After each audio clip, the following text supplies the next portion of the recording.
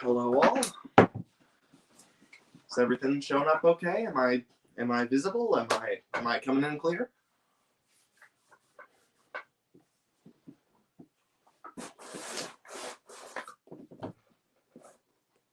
Well, he exists in all caps from Dax. I swear to God, the most impatient people. How long have I been exactly? From when I last. I don't know. The idea of being so excited to see a person that tweeted less than an hour ago that eludes me. It's like, I don't think it's a surprise that I'm here.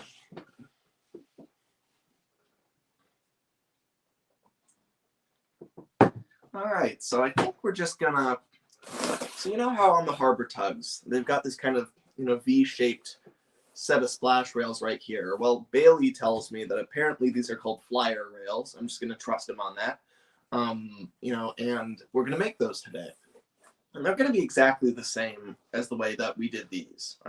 There's really no difference in the process. It's literally just that, but a different shape. So, we're just gonna go ahead. And I am running dangerously low on straws. I have very few left. I have to balance straws for drinking with straws for making. So, these are, we're gonna try to make these last. So let's just get started. Let's just start doing what we did last time, which is, if you need a refresher, we're just gonna cut off the bendy parts of all the straws.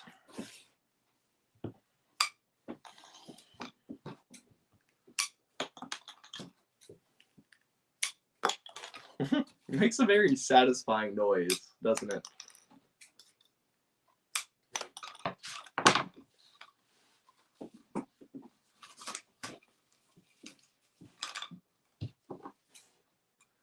And then we're just going to cut them lengthwise. In fact, let's just go ahead and do that for all of them. It's like an assembly line.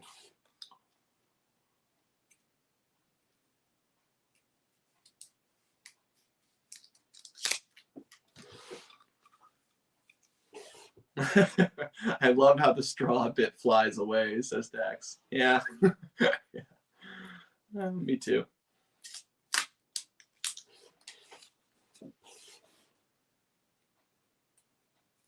Roblox Zoran74 says, "Damn, Lemmy is really in love with bendy straws." Like, they're the best thing for this specific, task. They're like a really cheap, flexible, easy to cut, cylindrical object.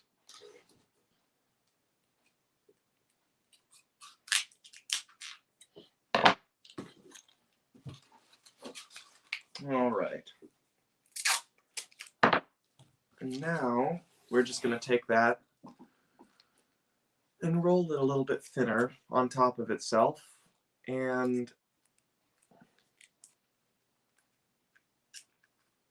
there we go. So you see how that differs from that. It's a lot thinner. Like I could slide right into here if we needed it to. And again, we want these to be thinner just because, if you were making, like these splash rails, if the straws are too big, then when we wrap masking tape around them, it's going to be, way too thick. Whereas if we make these too small, we can just wrap more masking tape until eventually it's the right thickness. So it's better to kind of undershoot it than overshoot it, because otherwise you'll be screwed. And that's happened to me before, where I just make the splash rails too big. So now I always kind of undershoot it from the start. And then if I'm not happy with it, I can always make it bigger later. And these straws are just about the right size for the splash rails, but I don't want to take any chances, so I do shrink them first, because this is functions more like a skeleton for the splash rails. That's really all the straws are.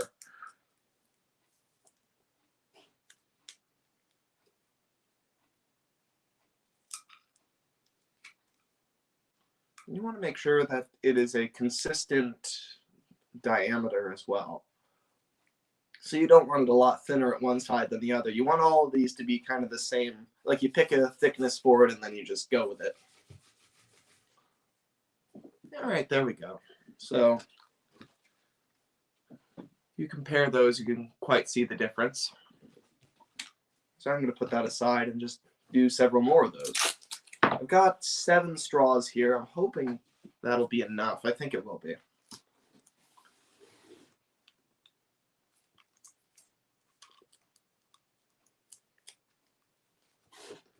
Can you make non-Tucket's superstructure, says Ricardo T. I don't even remember what non-Tucket's superstructure looks like. He's always my least favorite of all the trampers because he doesn't have a face. It's like, I don't know why they couldn't bother to give him a face. But he is still pretty cool. But I can't remember what it looks like. I mean, I think it's a little bit like Lucinda in Thomas. It's got this very wide bridge with a lot of windows on it that kind of stems up from this superstructure below. I don't know, but I don't think I can do that right now. I'm sure you'll be able to figure it out though, if that's of interest to you.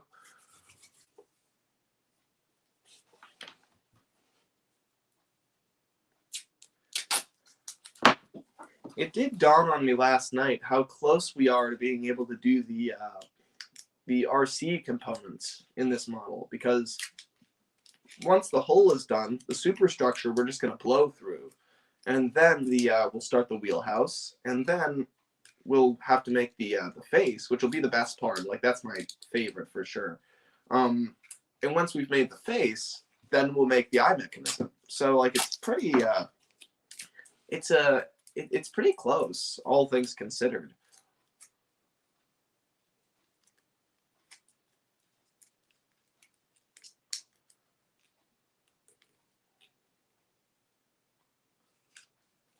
Like, in my experience, like, the whole process is rather lengthy, but the part that takes like the longest, like if I were to chop it up into different sections, then the part that takes the longest of this whole project is the hull. Like, that takes like maybe half the time, and then everything else takes up like the other half, or maybe like a third of the time.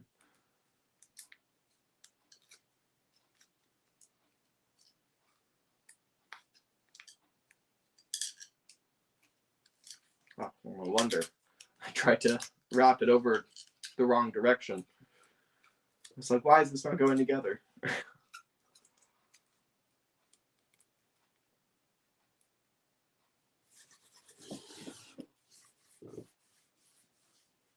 Let's see. Probably like 38 or 43 inches, says Roblox Zoran.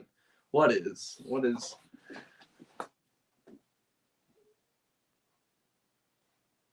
Imagine how big Johnny Cuba or Izzy Gomez would be, says Iron Horse Productions. Okay, I think that's the question. I have no clue how long Johnny is, but I think that Izzy Gomez, so Chris Tolich said in an interview years ago that Izzy is 4 feet long, but you got to remember that is him kind of giving a rough estimate based on something that happened like 20 years ago at that point. So, it may not be totally accurate, but it also could be accurate. I'm not exactly sure. I mean, 4 feet is a really round number. None of the other tugs are that way. The Harbor tugs are 28 inches. 10 cents is 20 inches. The river tugs are like 24 inches or something. So the point being, like, nothing really rounds off to feet like that, but maybe Izzy does. In the same way, they say that who's they? One of the SIF interviews with Chris Lloyd or something said that the ocean liner was 10 feet long, and it's like, I'm skeptical of that. It's like, at that size, 9 feet and 10 feet are, if it's 9.5 feet, like, that doesn't really make a huge difference. Like, it's enormous.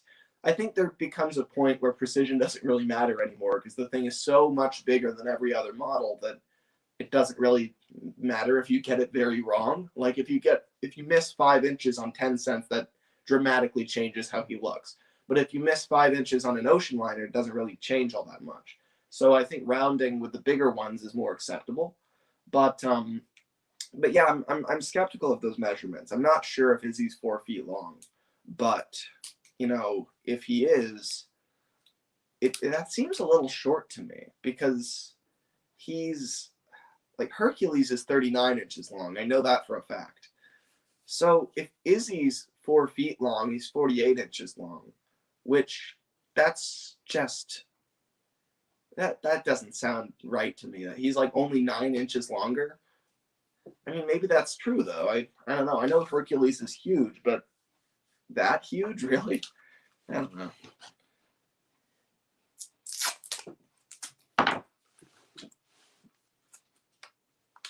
I have seen the tramped hole mold on display, and 4 feet is pretty close. It's longer than Hercules for sure, says Dopey Duck 123. Well, I should hope it's longer than Hercules.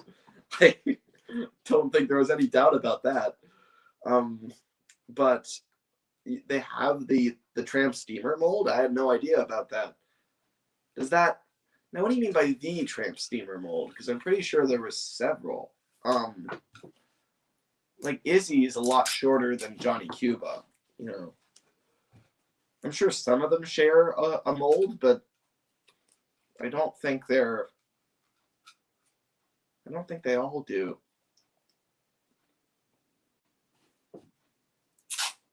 But also, I'm skeptical of people's measurements, right? Like if you brought a tape measure and measured it, then that's one thing. But if you just looked at it and eyeballed it, then eyeballing can be great for making a good-looking model, but it's not so good when you're trying to come up with objective facts about what the model's actual dimensions are. Like you really have to bring a tape measure to know that for sure. Even if you hold that tape measure up to the glass, it's still better than just eyeballing it. So it really depends. I mean, it's it's hard to tell unless you actually have some measuring device.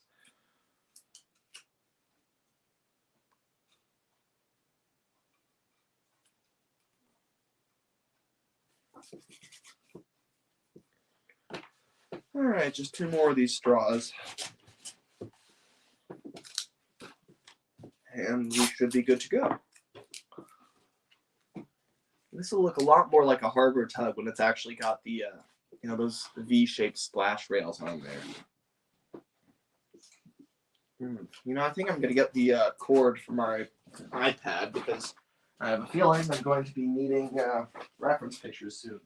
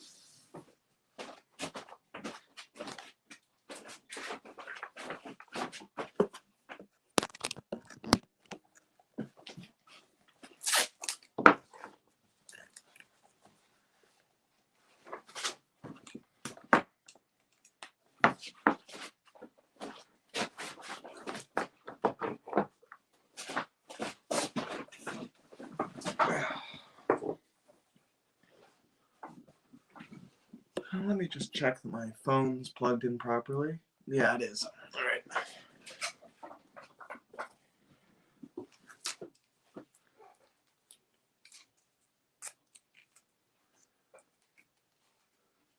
Ricardo T says, tramp steamer mold, what's that? a mold of a tramp steamer. So the way that they did the molds, so the way that they did the holes on the show is I think what they'd do first is carve them in wood, and then they would create like a resin mold, maybe not resin, but something, and then I think they would pour fiberglass into it, and create, a copy, and that copy would be nice and rigid and durable, and waterproof. So I think that's how they did it, and we have the molds. Well, the trust does for all those things. So like for I think they have Hercules' mold. I think they might have the Switcher mold, the Harbor Tug mold. I think they've got all of those. I'm not sure which ones exactly.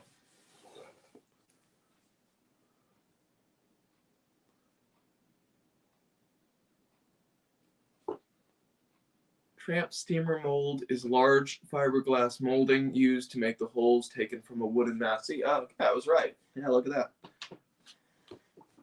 That was Dopey Duck 123 who said that.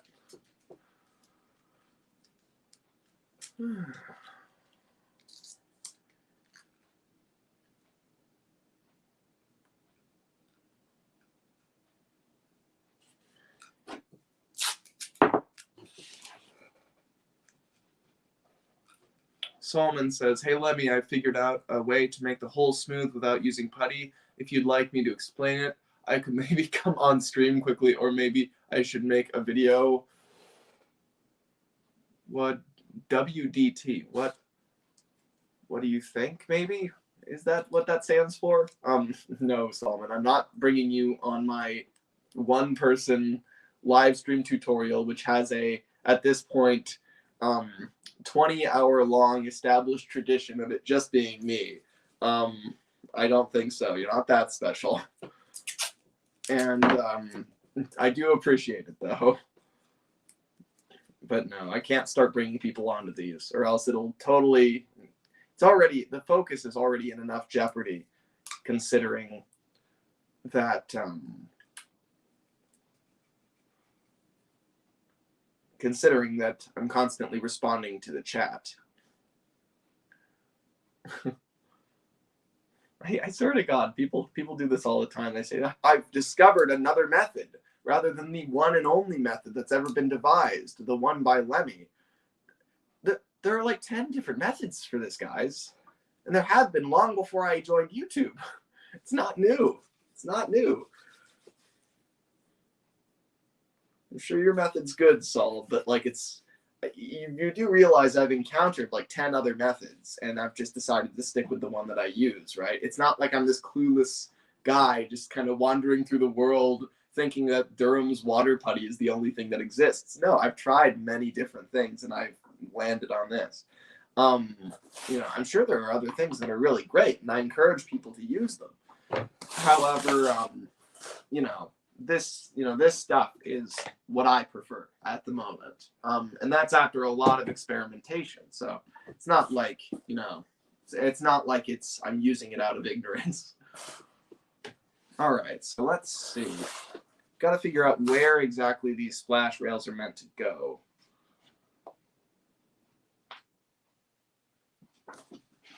So I'm going to look at some pictures.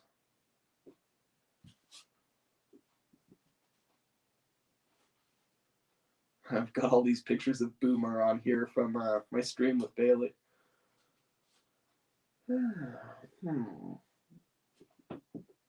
So you want to find a picture from the side, but that like you can clearly see the shape of the flyer rails.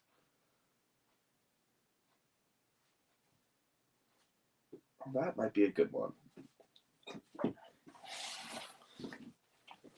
Look at that. That's pretty good. You can see how it's pretty much from the side, but you can also see it's not straight on from the side. So you can see a little bit of the flyer rails.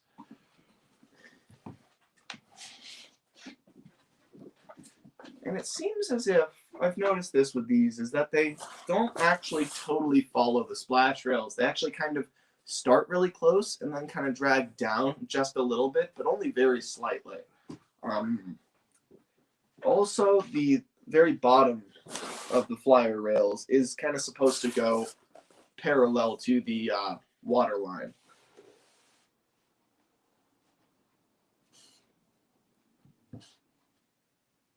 So what I look for, let's see, how far should these really go? I think they're a lot longer than I usually give them credit for.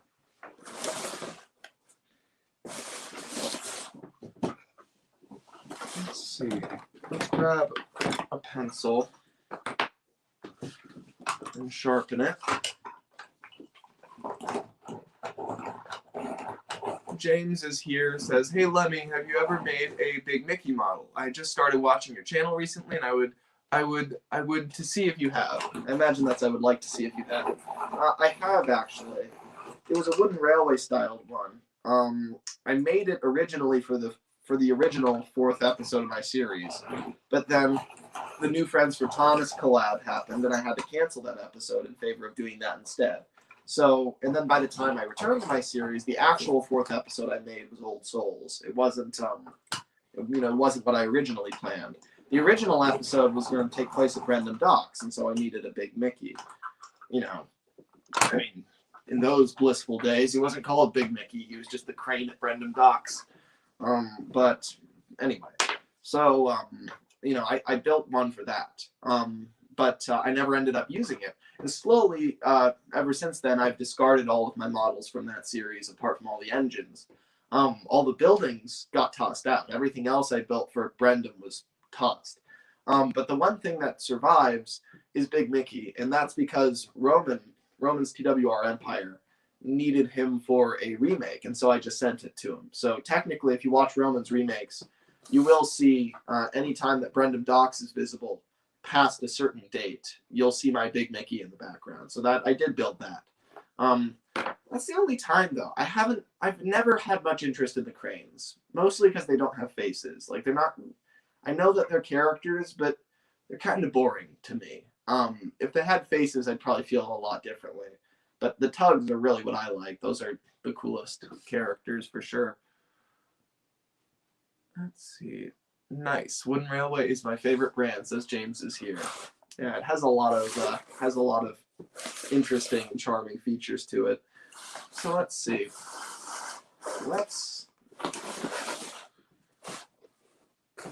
Okay, I think the best way to do this is I'm just gonna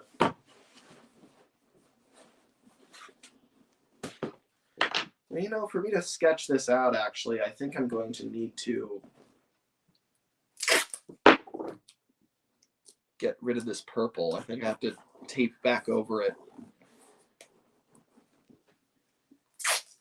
Because if you're sketching pencil on purple, it doesn't really work.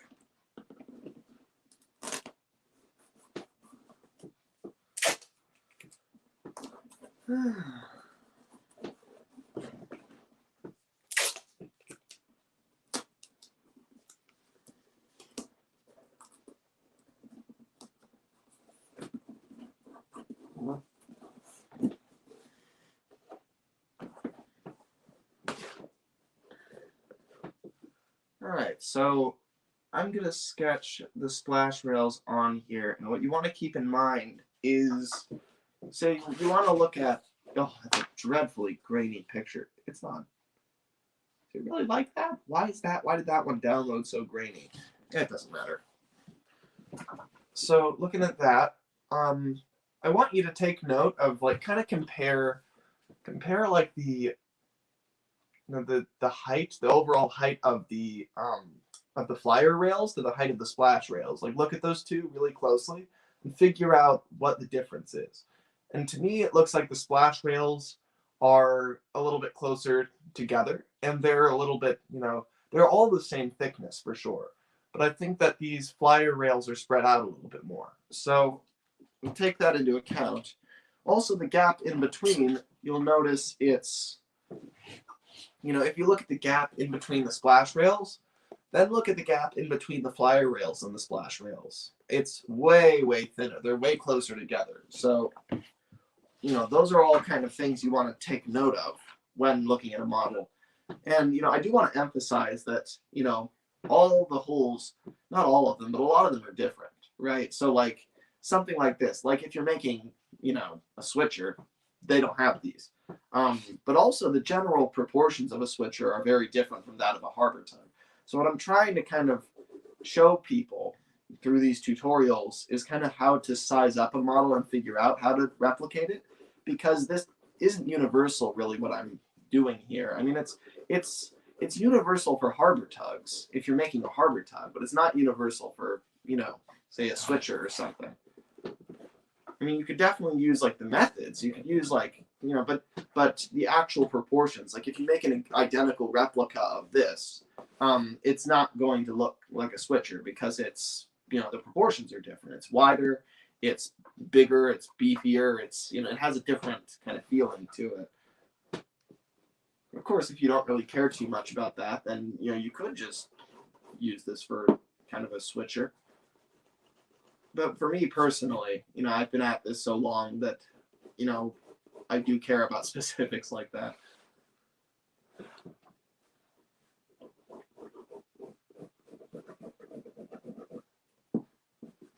But there's also a certain amount of learning that is, you just have to do it a lot of times.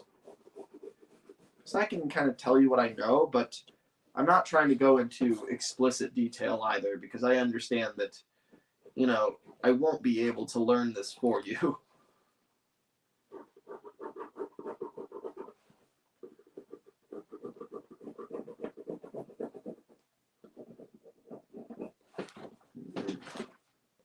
That might be good.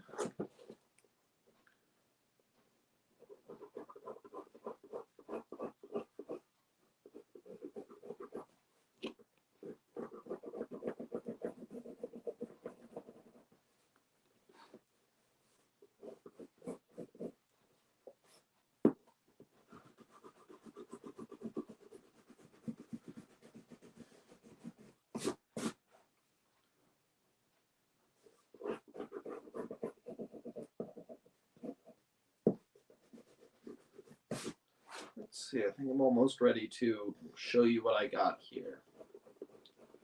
Doesn't really tell you anything for me to show you me doing this in real time, because it's literally just me sketching out something that may or may not be right until I look at it in the end and get a sense for it.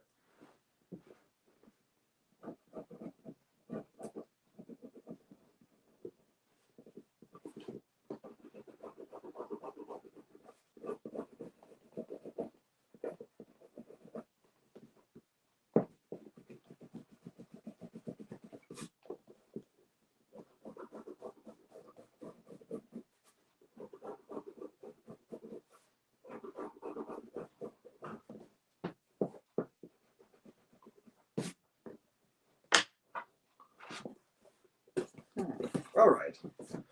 So I sketched something like that. So looking at that, I think that's pretty much right, though it doesn't seem quite as tall as it maybe should. I feel like maybe it should go down a little bit further.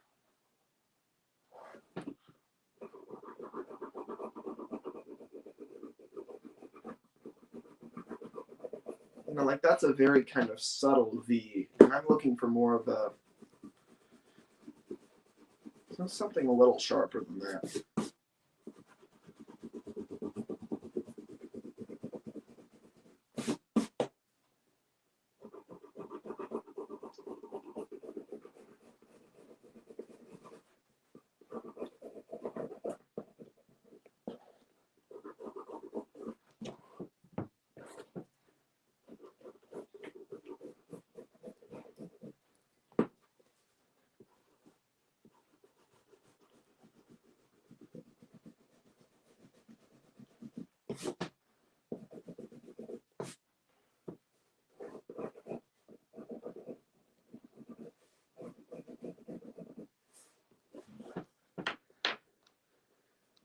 Okay, I think that might do the trick. So notice how that's just a little bit, like I moved this bottom one down a little bit further. Notice the bottom of the flyer rails parallel the water line. And notice too that this, it kind of slowly, the top rail kind of slowly breaks off from the splash rails. I don't know if that was an intentional thing on the models, but it's something that I do notice, is it does that just a little bit. You do have to be wary of magnifying those differences, though, because, you don't want to make it a more obvious departure than it actually is.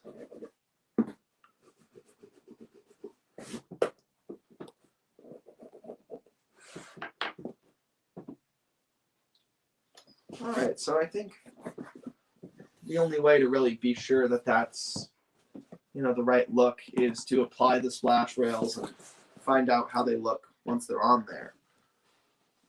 I have been wondering if Warrior wasn't trapped on the other side of the river and trapped, and the Z-Stacks knew he wasn't, but just didn't care because the Z-Stacks just see Warrior as a clumsy idiot, says Trainmaster 16.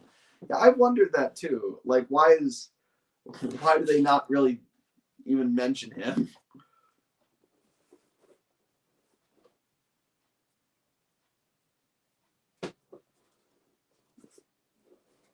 I mean, I think they do. I mean, like Zebedee and Zach literally say in High Tide that they kind of count Warrior on their side just because, he's such a disaster.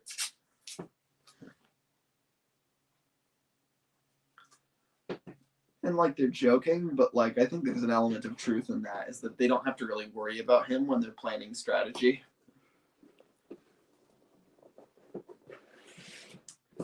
All right, so I'm just taping this on here.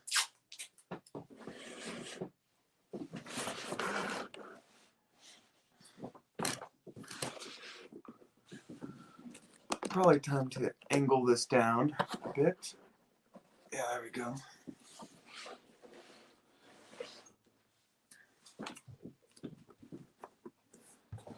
You can see I'm just kind of taping it down the center line of what we sketched there.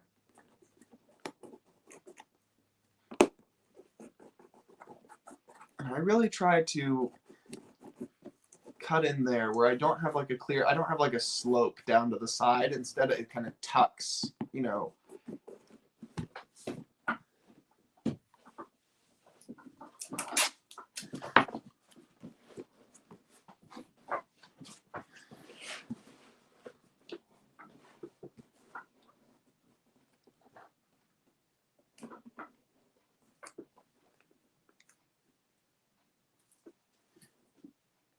It would be convenient if I could just push this a little closer.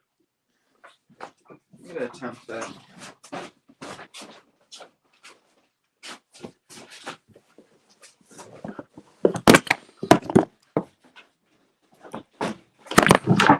Let's see, if I push this over like this.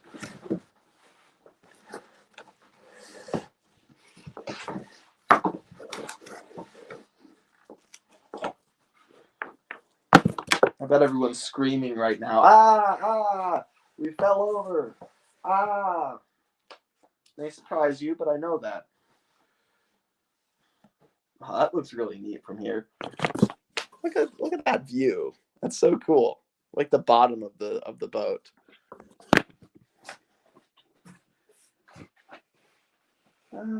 This could work. I'm innovating here.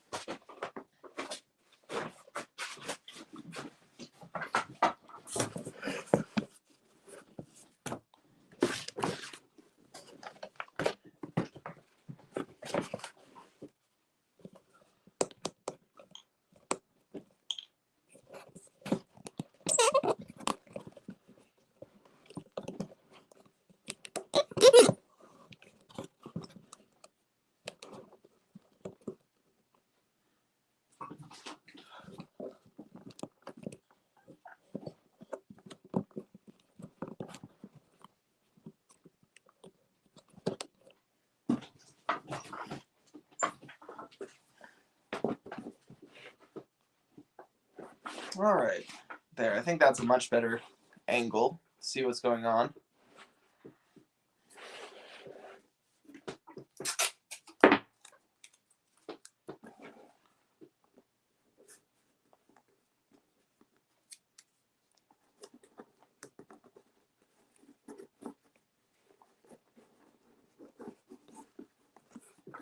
You know what I love about the flyer rails is that they kind of they demonstrate the intention of the designer very nicely.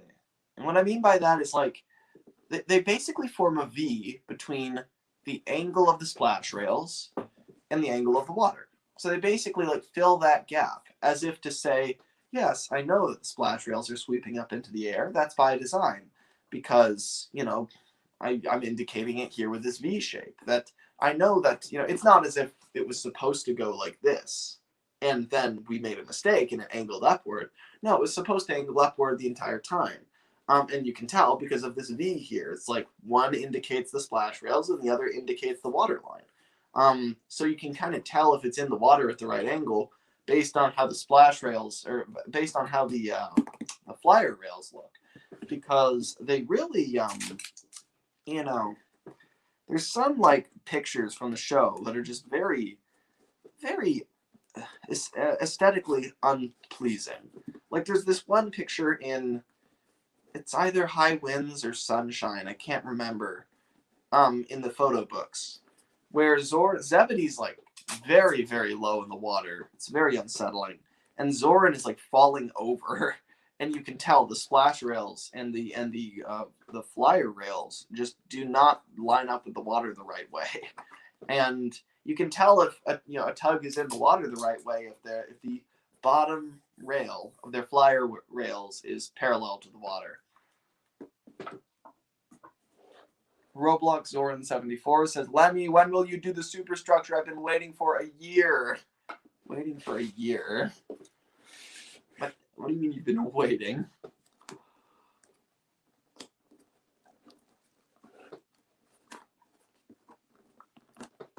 I swear to God, someone's always waiting for something, aren't they? You know how long I had to wait for a Tugs model tutorial? You go on, guess. How long did I have to wait? 14 years. And when it finally came, I was the one making it. So, I'm just saying, right? Could be worse, pal. But we will get to the superstructure shortly. I mean, just think about it. So think about our rate of progress right now.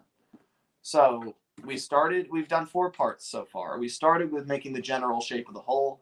Afterward, we started kind of finalizing the hull and adding the splash rails.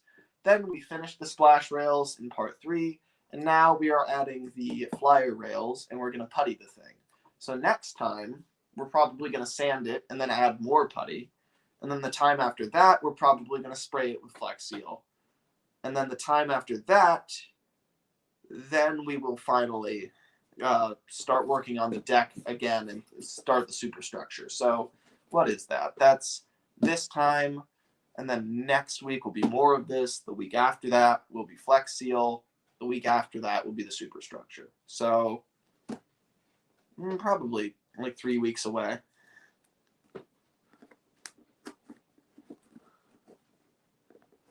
But also, it baffles me that somebody would wait a year, because I would think that by then you would have figured out how to do it on your own.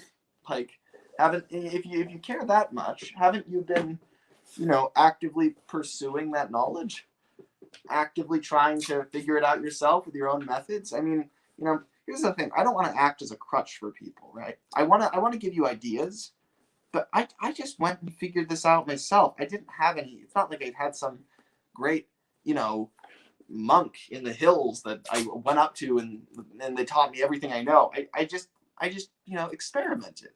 That's all I did. And I'm happy to share this with people. Really, I am. But you also cannot rely on me. You must realize that. I don't owe you anything and you don't owe me anything. And, that's totally fine. I'm here to have fun and, to be of some assistance. But you do realize you have the internal power to do this on your own without my intervention, right? I mean, you don't need my tutorial in order to do this. You really don't. It may, like, help, but I mean, I'm certain that people could do this on their own if they just kind of experiment long enough. All right, you can see we're getting pretty close there. We just got to put this piece in right there, and then that'll do the trick.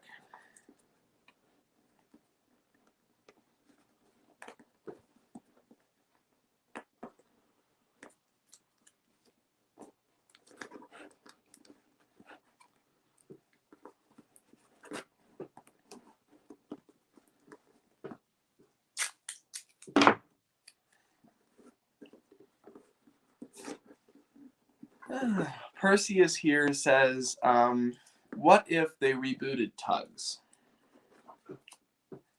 It really depends on what that means. Like, if they were going to make a financially feasible reboot these days, they would probably do it in CGI. And the thing is, like, Thomas in CGI makes a lot of sense, but Tugs, so much of the magic of Tugs is the models. Like, I would not have been nearly as invested in it as I am if not for the models. That really was, like, Thomas, it's the stories. And, you know, I do love the models. They're amazing, but the stories are the biggest thing for me. Whereas Tugs, the biggest thing is the models. Like, I really do love the models. And so, if they were to get rid of that element, I feel like the show would lose a tremendous amount.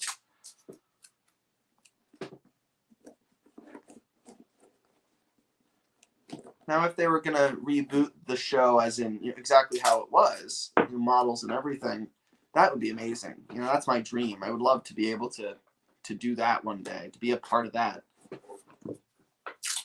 But it would have to be like a fan project, because I doubt there's a wider market for it.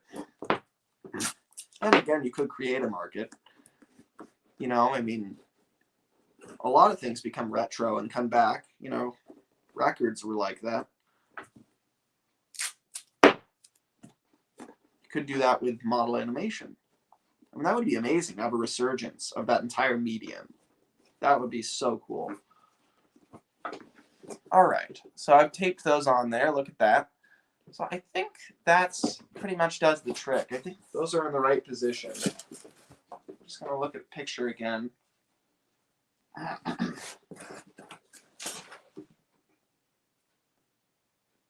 They're a little far apart. I'm not sure.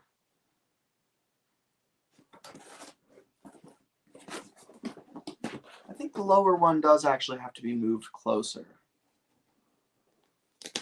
So I'm just going to literally take it off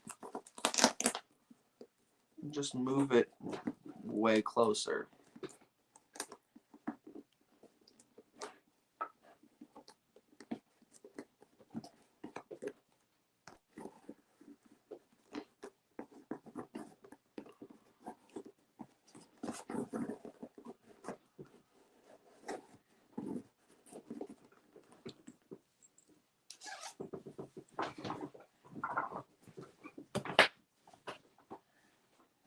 So I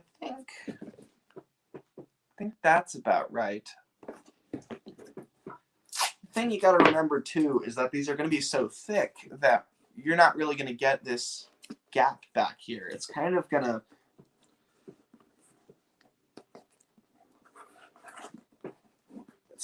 go solid right around there.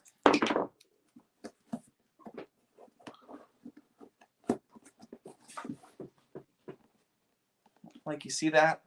How it just kind of, these two are going to converge right about here, and then it's going to be all one solid piece from there.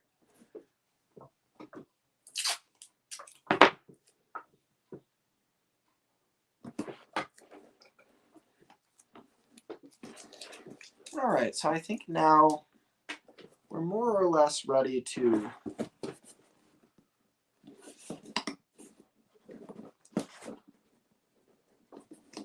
kind of beef these up. So we're just going to do the same thing we did last time, pretty much.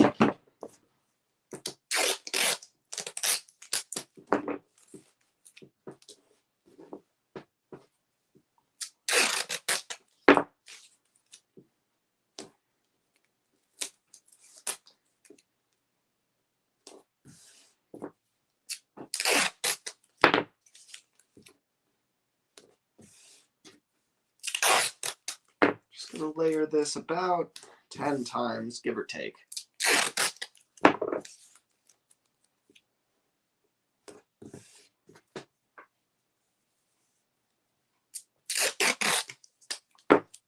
World of Cars Entertainment says, what if Disney had the rights to Thomas/Tugs and they made reboots of it on Disney Plus? I don't think they would touch Tugs. I don't think there'd be any value in that. But Thomas, they would definitely do a much better job with. Like I used to be really scared of the idea of Disney getting Thomas, but at this point, I mean, look, I think Disney needs to be trust busted. I think that it's way too big. But, you know, that's kind of what everyone thinks. They still support them. And I would say that if you ignore the political problems with it, I think that, you know, Thomas would flourish under Disney compared to how it's being treated under Mattel. Because Mattel like really hates the fact that the show is about trains. They just really resent that fact. And it's like, you realize that's the biggest thing the show has going for it, right? That's what made it successful. That's what made it different from other shows. If you're trying to be like, you know, other kids shows that are just about random cartoon animals or whatever, well, what makes Thomas special? Nothing. Now it's all of a sudden, it doesn't have the clout of a, you know, 35-year-old classic. Now it has the clout of a brand new kids cartoon show. Like it's lost all of everything that makes it a viable brand has all of a sudden been thrown out. So they just don't really understand how to take it, and Mattel doesn't understand legacy is the problem. Whereas I think Disney would understand that a lot better. I think they would do a much better job of tapping into what made Thomas successful initially and then kind of working with that. It's the same reason why like Disney does a much better job with like the Marvel movies and stuff than DC does. Or I guess who owns them? Warner Brothers, something like that.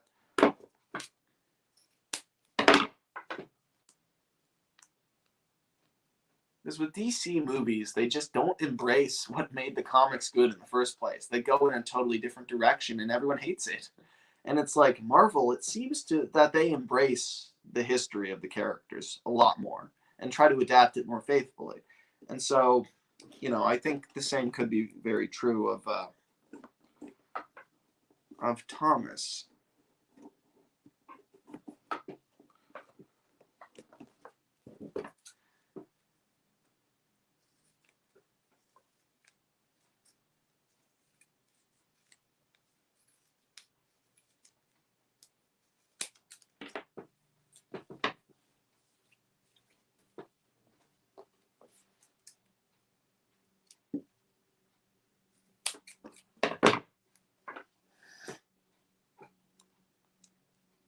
I think Disney would probably flag every Thomas remake and take them now if they owned Thomas, says Trainmaster.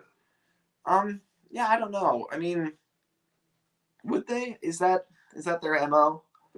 Would they really care about the old dinky kind of model, kind of show? Or would they be more invested in what they could do in the future with Thomas as a brand? Like, I feel like the old audio from these old episodes, they might not care as much about.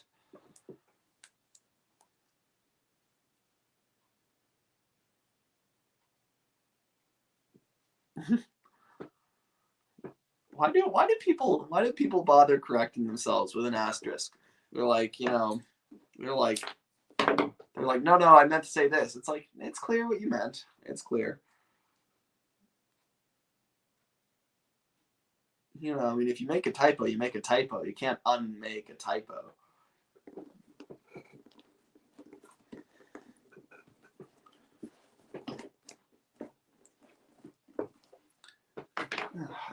I need a dull pencil, but I've turned my dull pencil into a sharp pencil.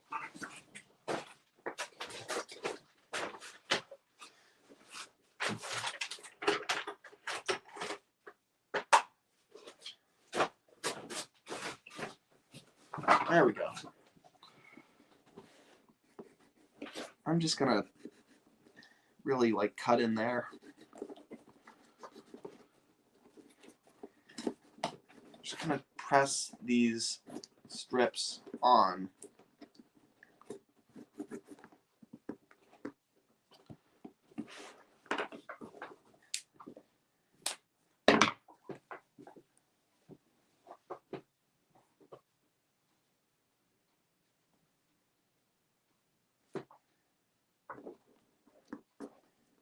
Let's see, World of Cars Entertainment says, nah, my friend makes remakes of the movie Cars, and it's really good and accurate, and they're still up. Yeah, see, that's kind of what I think. I feel like Disney's big enough where they don't have to worry about that sort of behavior. Like, nobody can really threaten their brand. I feel like the smaller the company is, honestly, the more danger you're in of having your remakes taken down, because they can't afford to lose any revenue to, you know, a competing video.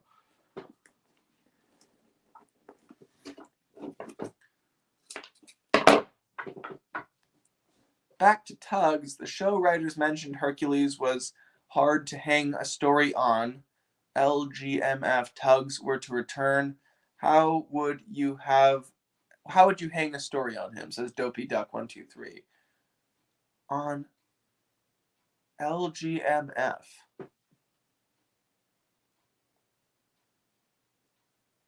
What is LGMF?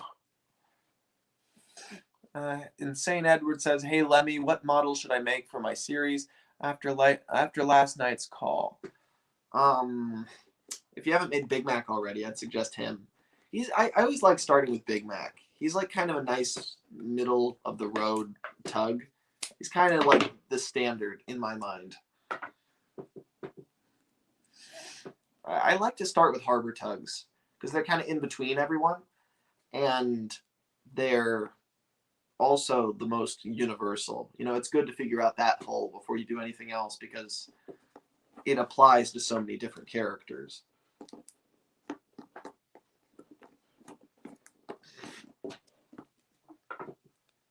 I think if someone else got Thomas, I feel like they would start from scratch, says Malenbeek.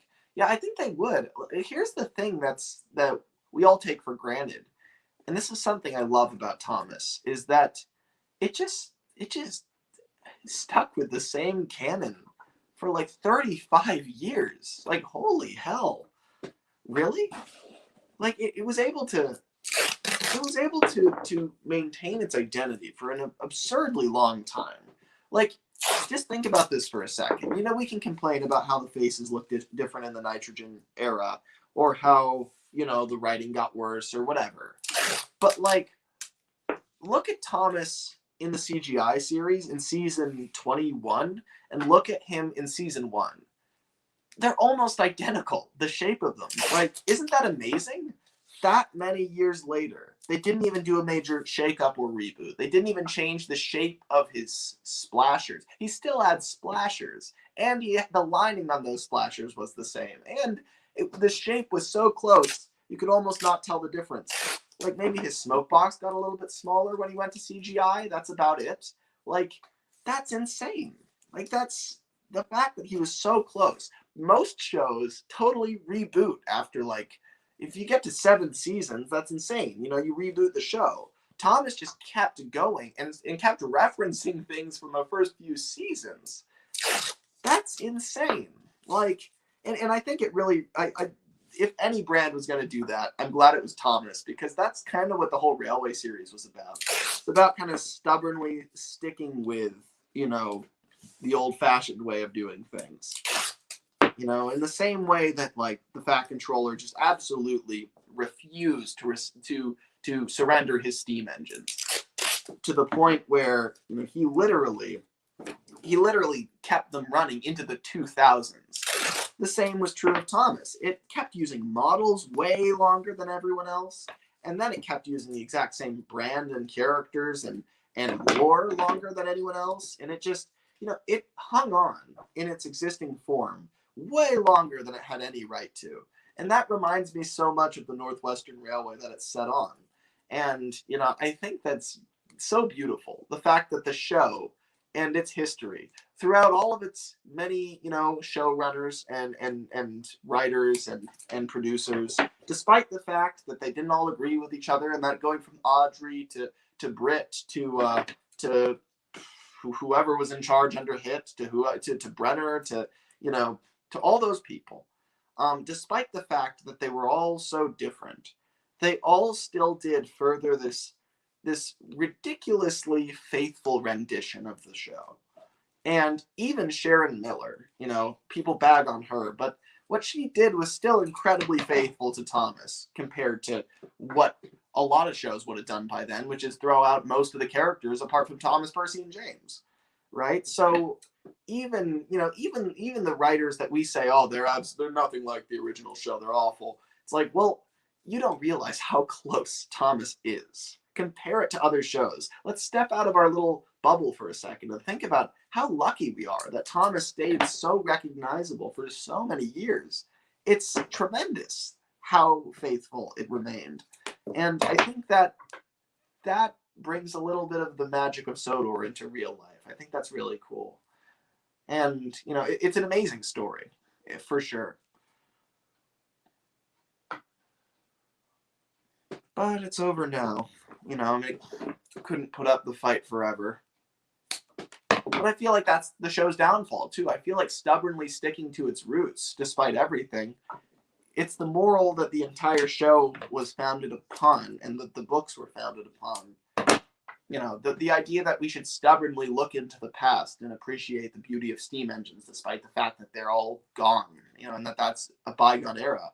Just, anybody who says that era isn't relatable anymore, well, just say no. It's like, no, it is relatable. It is cool. Steam engines will never go out of fashion, but they will if the company that runs Thomas declares that they're out of fashion. Then they'll go out of fashion. Thomas cannot apologize for being itself, because the Northwestern Railway does not apologize for being itself. And so the brand needs to be just as proud in how quirky and weird it is, because that is what makes Thomas amazing. The fact that it isn't like the rest of the world. That's the point. And it's a point that Mattel have sorely missed.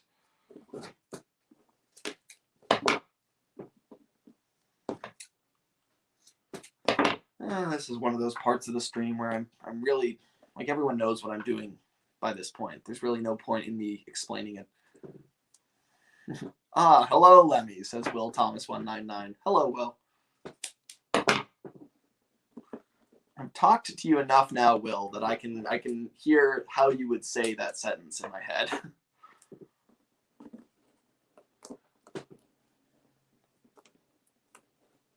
Let's see. Disney does show interest in Thomas. It was bidding on it when Hit sold the rights, said Thomas and Stepney Productions. Yeah, well, Thomas has the potential to be a huge brand. I mean, it was at some point, and it could be again. It would be a good decision to pick up Thomas if you knew what to do with it. I don't know why Mattel bought Thomas. Why did they buy it if they didn't have any idea what to do with the show?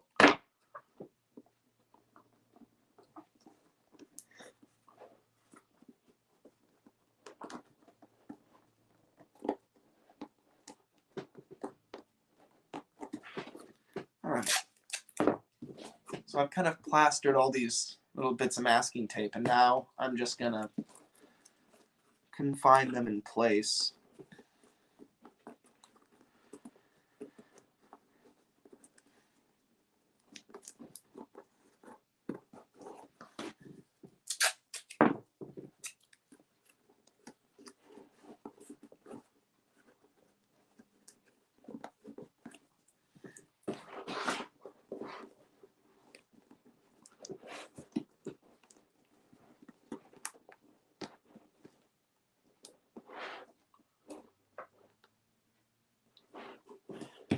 Now that I've made them a lot thicker, though, I feel like maybe it actually was the right move to have the lower splash rail further down.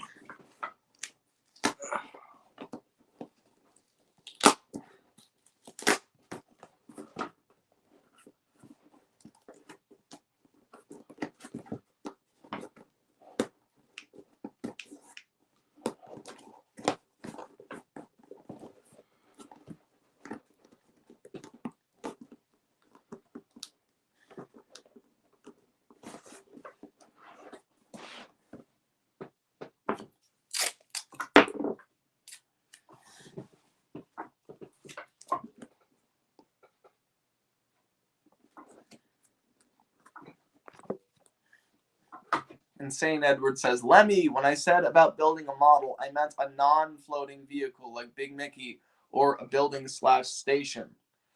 For your series? I don't know. Why non-floating? I don't know. You mainly told me about the tugs that come over. You didn't really tell me about what you have at Brendam Docks.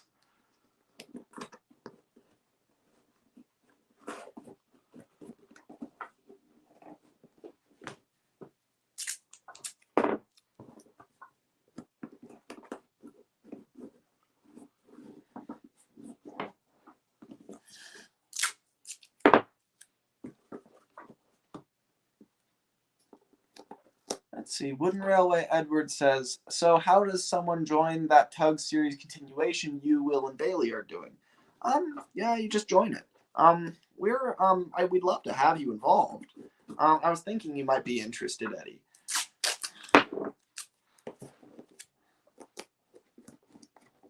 Yeah, I'm working on a tutorial right now that explains how I make those wooden railway models, just in case people need kind of some pointers. I'm gonna release that really soon. It's gonna be really long. It's gonna be like a 3-hour tutorial, but it's gonna be very comprehensive. So from beginning to end, that tutorial, it's not like this. These live streams are a mess, right? It's literally just me doing it in real time.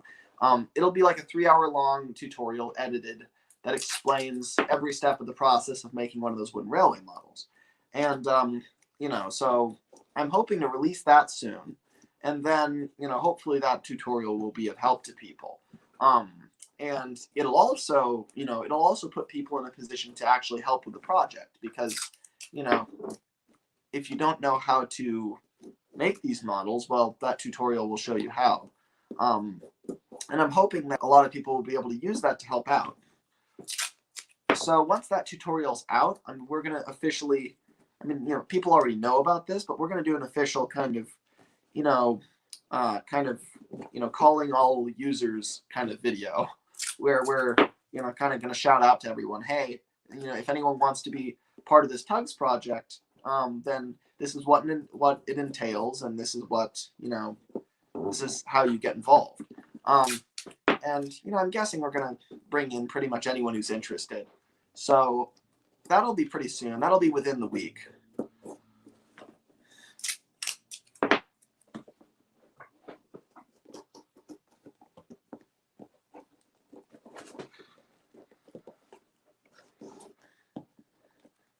But yeah, I would say, to answer your question, and to anyone else who's interested in joining that Tugs wooden railway style kind of project, I would say just wait until that I release an announcement video about it, and at that point I'll officially start kind of bringing people into the fold. I've already brought Will and Bailey in for that, and I might bring a few other people in beforehand, but officially I'm going to start bringing people in once I release that announcement, just because I want to kind of make it clear to everybody, what it entails. Like, for one thing, if someone's going to join the project, there's going to be more than just modeling. There's also going to be, opportunities to write and that sort of thing. But modeling is the big thing at first. That's really what we need to get done. And, one of the major requirements is that, people need to be able to ship stuff to me. Because if they can't do that, then there's really not there's really no way to actually film the thing. You know, people could be really great at making models, but if they can't actually get them to me to film the series, then it doesn't do much good, which is a shame. So it's requirements like that that I want to kind of go over in the announcement video. It's like, you know, you got to be able to ship a package. You have to be able to, well, that's pretty much it. I mean, everything else I feel like can be ironed out.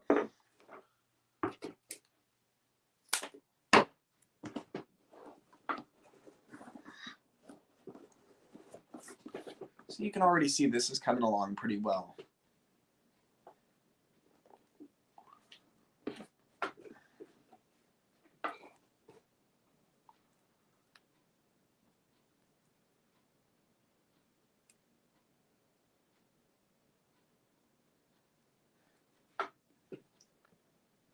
Trainmaster16 says, have you heard of that Tugs Continued series that is being worked on in trains? Tugs Continued, that was my name. I have. I believe Bailey told me about it. I haven't heard anything about it outside of word of mouth. I will say that I wish them the best of luck, but I'm also, you know, very, very skeptical of any series that is in the works, because I have seen so many great propositions for series rise and fall in all over the years. I mean, so many series that I was so excited to see. The closest anyone ever got was Tugs, I think Tales from Sodor. Is that what it was called? You know, the trains one with that was took place on Sodor, where Top Hat was in it, but you know, basically it took place on Sodor.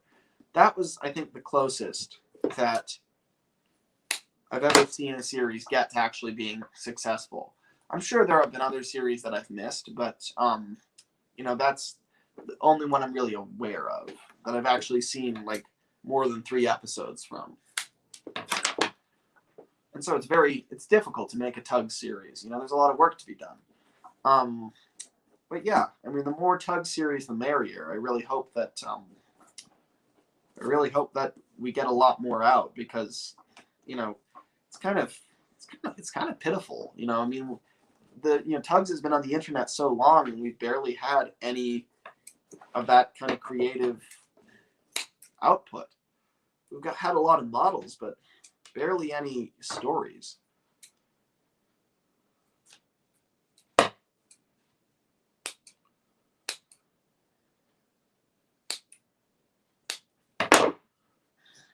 I just cut a little shape like that. Let's see if I just kind of cram that on the end here. Will that create kind of the curve I want to cap this off? Not really, no. Well, maybe.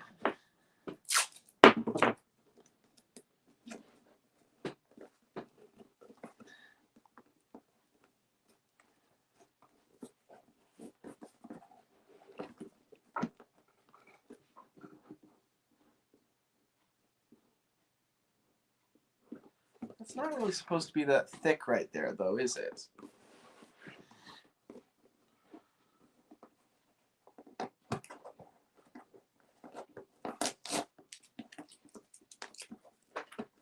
It's kind of supposed to come to more of a point than that.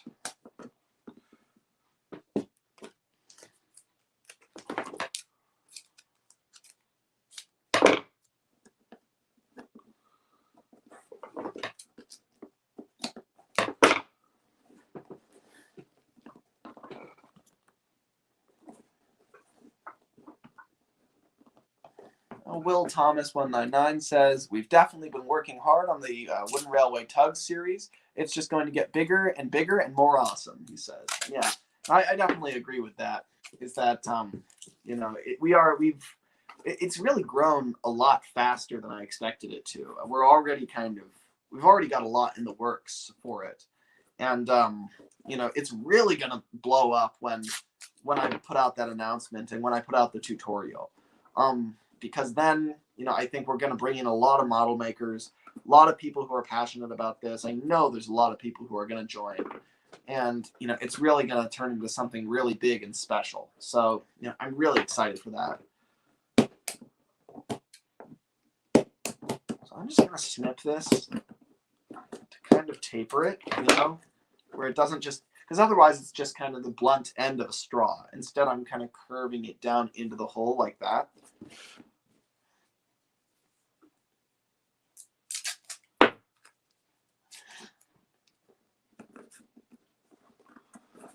And then I'm just going to kind of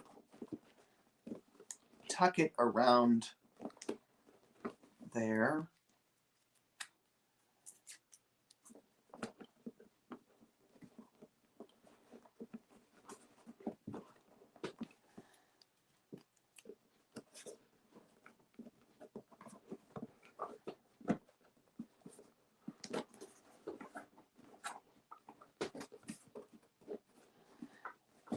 Okay, so that's quite bumpy, but that's definitely the general shape we want, and I think that we're going to be able to iron that out effectively with the water putty. Now these are still a little bit thinner than these, and I do want to kind of thicken them up a little bit, so I'm just going to go over them a few more times.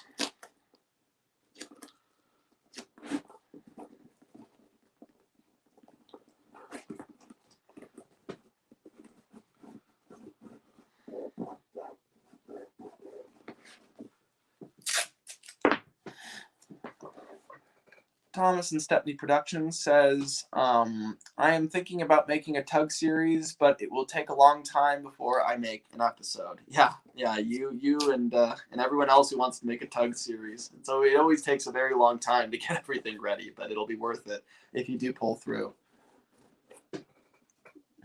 Floating Vessels Guy says, Lemmy, I'm here, no one cares.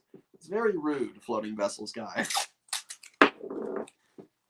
Why say no one cares and stomp your feet and then march out of the room? And do you really demand my attention right away? You realize you're one of 19 people here that I have to pay attention to while making a model. Like, it's a lot to pay attention to. There's no reason to guilt me over not noticing you.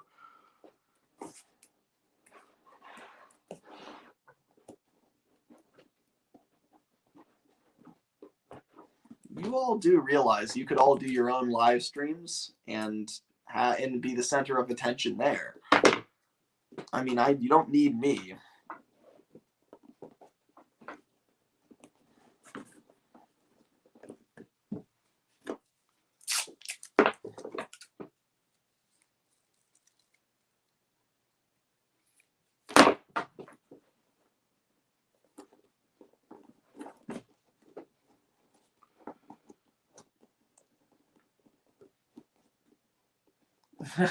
Okay, says Floating Vessels Guy.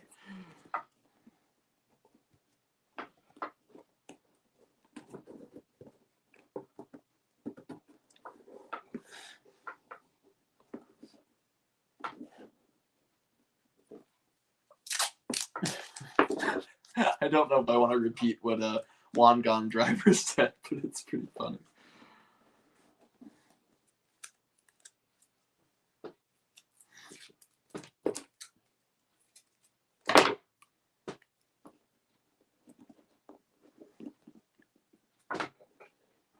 I'm remaking Boomer's hole because he's previously hole is destroyed by water, says Floating Vessels Guy.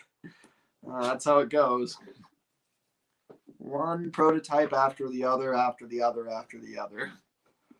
I remember the first one I put in the water. I think that was a warrior model that I made. I made him out of cardboard, but then I totally covered him in duct tape.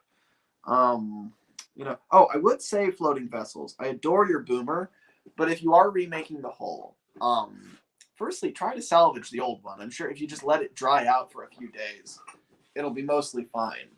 But, you know, if you are remaking the hull, I will say it might be a good idea to not have the curvature of the bow and the stern quite as drastic. Like, notice how this is. It's like a smooth curve, but they don't kind of bulge up, you know. And this is something it took me a really long time to learn, is the curvature of the top of the hole is very, very, very gradual. It's not like very sharp up here and sharp up here. It's like almost flat on the top. So, you know, that's something that is definitely good to keep in mind when making these models.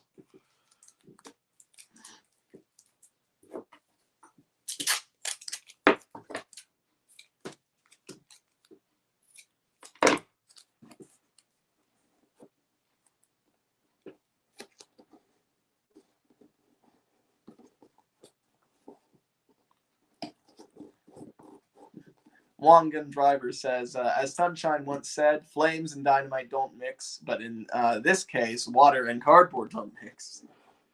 They can, as long as you can't let the water touch the cardboard. That's really the key, right? It's like if it's already disaster if the water gets to the cardboard, because then it's just going to soak in there and it's going to ruin it.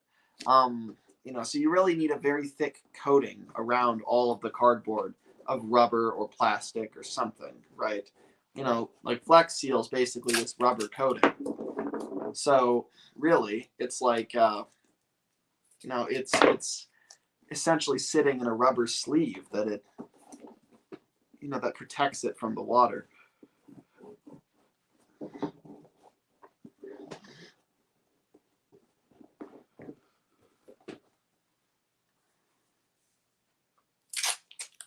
But I do respect a lot floating vessels, you know, willingness to throw the thing in the water, because a lot of people would be afraid to do that.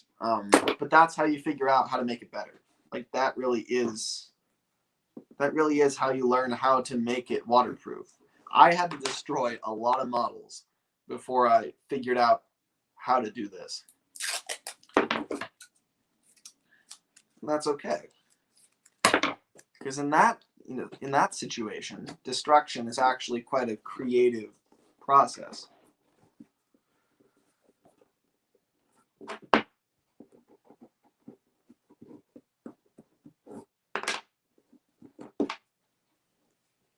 course, you're under no obligation to make the thing float either. You know, a lot of people probably just want to make a display model, and that's totally fine.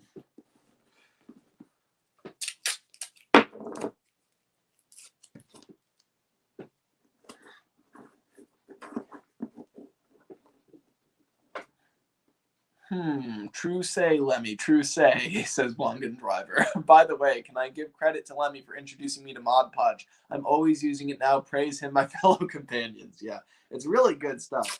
Yeah, I first got the idea from my mom. She was the one who suggested that I use it, and you know, it's really great. I know William Politeski uses it a lot as well. You know, he really you know, he like, after he finishes a model, he puts it all over it. And it really, so it's a really good idea.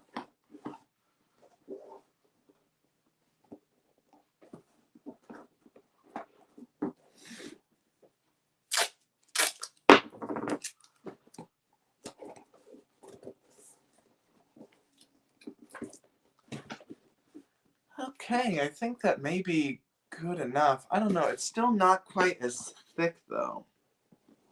I feel like I need to thicken it up a little bit. I'm just gonna, that's the good thing about this, is that you can just kind of keep layering tape on top of this until it's as thick as you want it.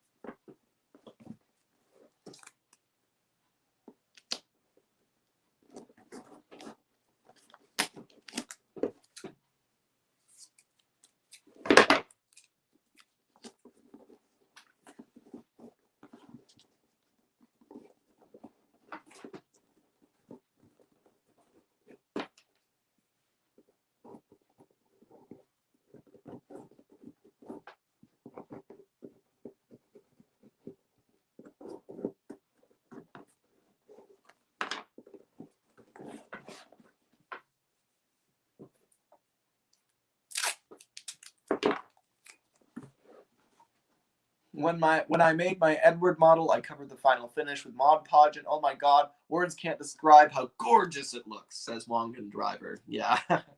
Yeah, I definitely agree with that feeling. Where it's like when I make when I make like wooden railway models and then I put that final layer over it, it like looks so crisp, so much better. Like it's so cool. And that's exactly what I do for Tugs models as well. You know, I put Mod Podge over everything because it creates just this really nice finish.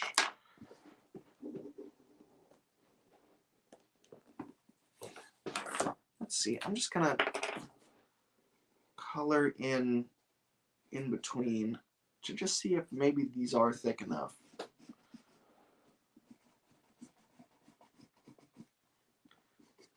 Oh, this poor marker, it really is going dull.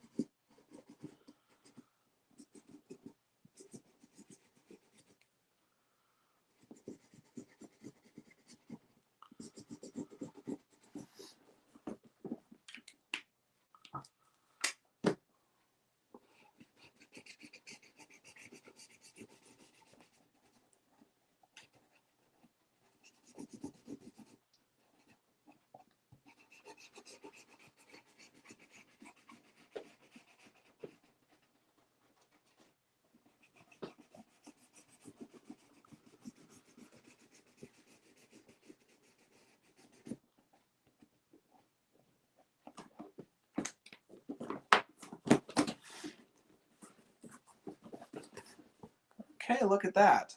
So that's pretty good. Though I do think it's still not perfect.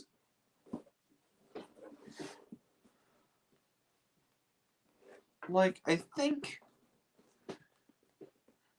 it's supposed to be more like this kind of thick block back here is really supposed to start right here.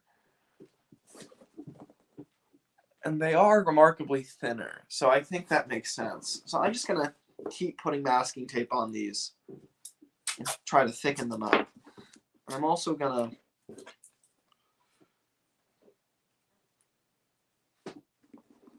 put some balled up tape right there.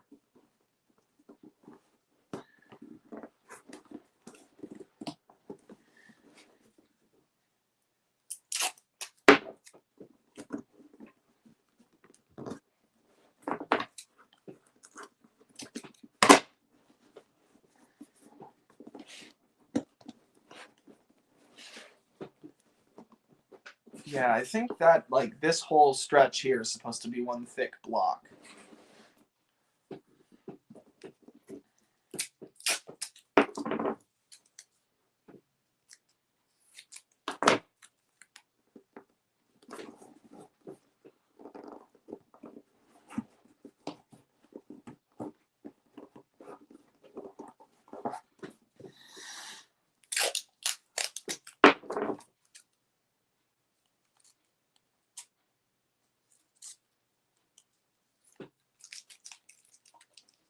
Thomas and Stepney Productions says, I really think, I really want Takara Tugs, but they are so rare and expensive. But if you think they are the best models of Tugs.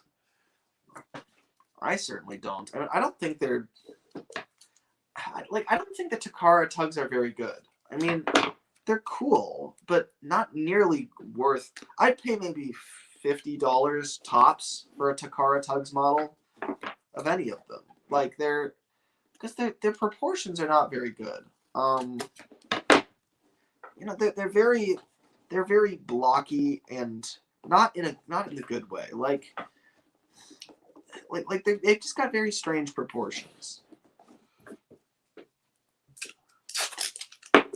Like there's no space on the deck behind the superstructure. Like the stern is so tiny, and you know it's things like that that just really compromise the look of the model. Plus, the biggest thing for me is that you're never going to have the full set. So what's really the point, right? Like, you're only going to ever be able to get 10 Cents, Sunshine, Top Hat, and Zorin. Where are all the others? Like, that's the thing. It's kind of weird to me. Like, they're an incomplete set.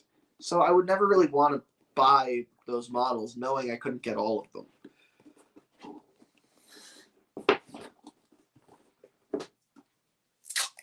But also, it's way too much money to spend on something. I mean, I guess if you really, really, really want them and if you have the money, but I just could never bear to spend that much money on something. That, like Blue Nose, building Blue Nose cost me just under $100. So how much does a Takara Tugs model cost? You can spend way more than that. So what would you rather have? The Blue Nose that I made or a Takara Tugs model?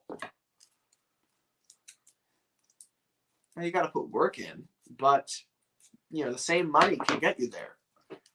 I know what I'd choose.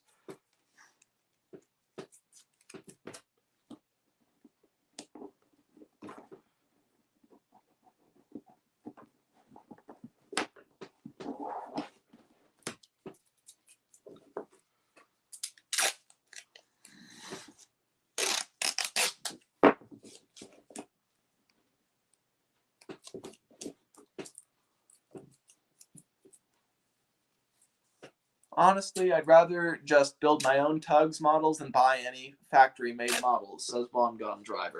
Yeah, I totally agree with that. Like, it's just because you have total control over what they look like. And you could just make them look so much better.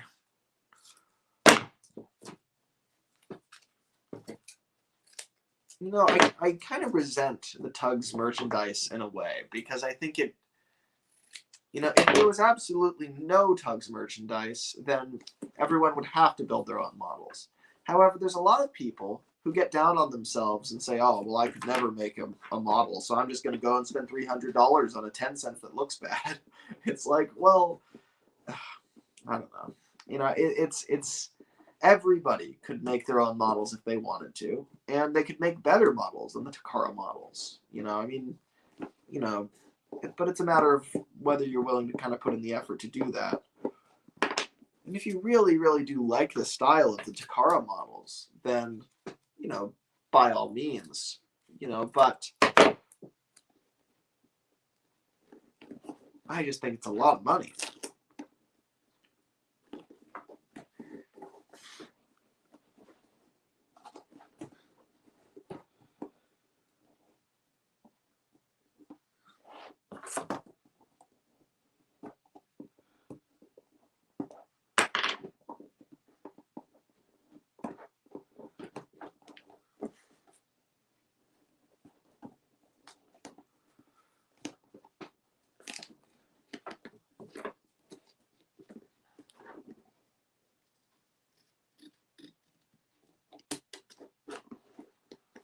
Flying Scotsman 4472 says, my splash rails are a little thick, but the model is small, so I don't mind. Yeah, that's always my problem as well. The splash rails are always the hardest part for me.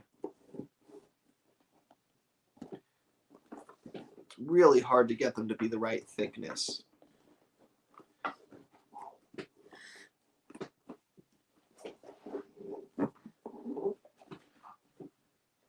All right, that's almost what we want, I think.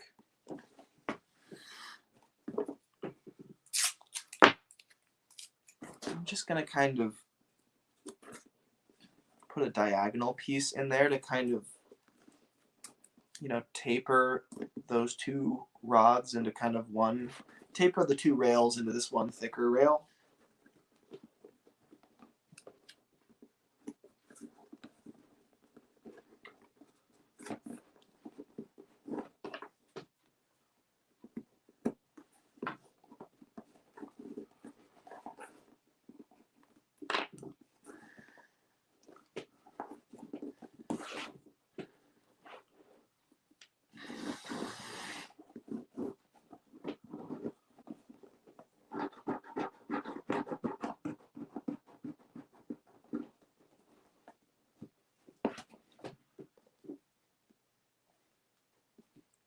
Okay.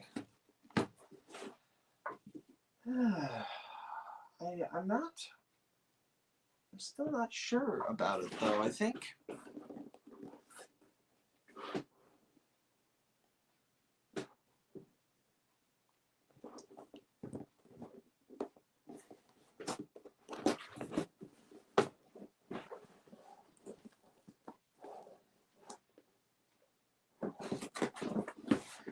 I know I've done this several times, but I think I'm gonna move this back up, actually.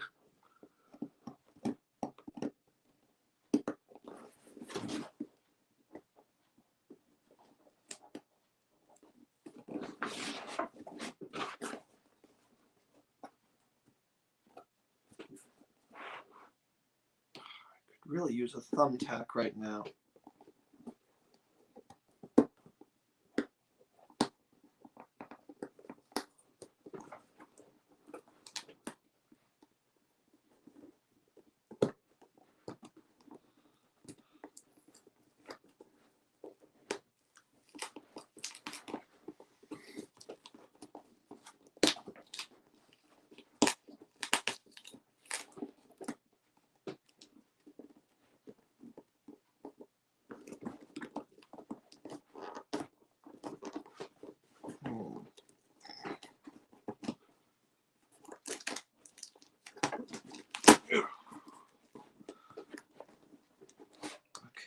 I think right there might be the way to go.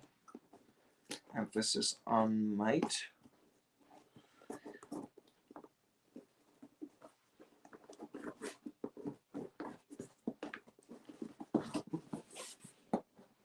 That could be it. I think that is it.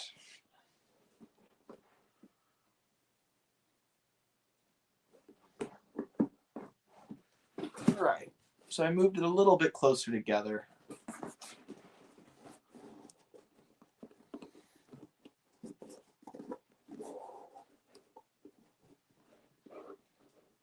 I hope he sinks, says Train King James. Swear to God, James. I was gonna rip into you until I saw it was you. And because I understand your sense of humor, now I find it humorous. But if you were someone else, I'd think you were trolling.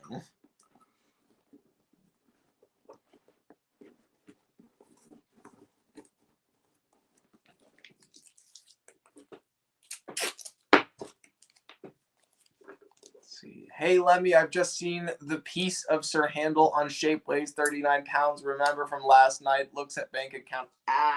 Says Insane Edward. Don't go crazy, Sam, with the spending.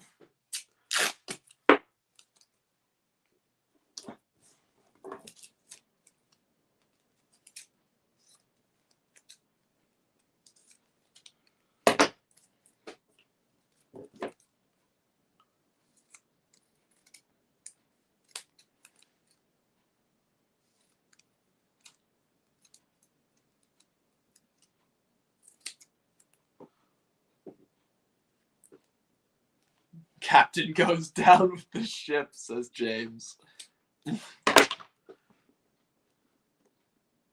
Debatable. I may abandon ship if I'm in that position.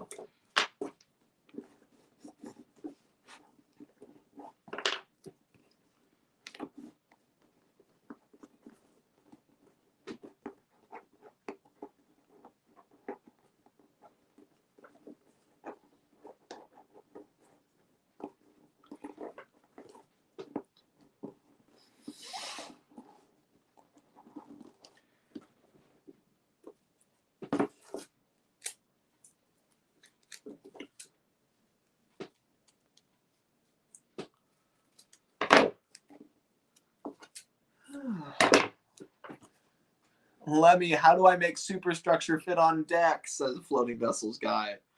I don't really know how to answer that question. That could mean a lot of things. Do you mean your superstructure is too big? Or do you mean, like, how do I attach it to the deck? Attaching it, I would say just create kind of like a little ring that goes around, like, where the, like, that's just a little bit smaller than the superstructure. And then tape that to the deck. And then the superstructure will kind of fit on top of that. That's how I tend to do it.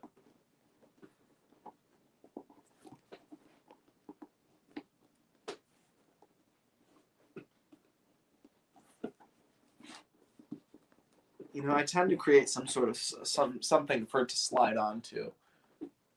That's pretty close. I still think maybe it's supposed to be more like here. Like, what I'm doing really is I just keep looking at the pictures and squinting at it and seeing if it's right or not. And, like, I'm not positive about it yet.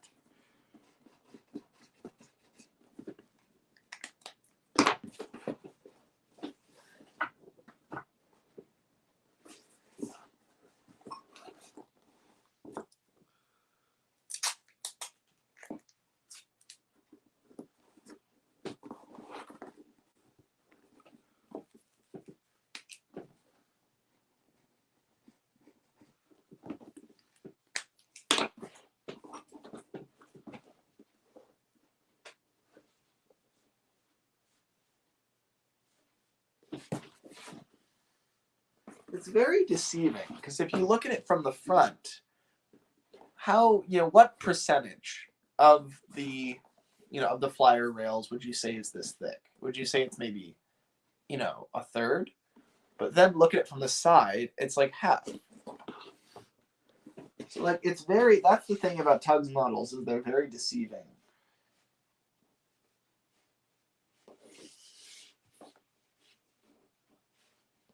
There's so many different angles that you can view a tugboat from. And they all give you different information.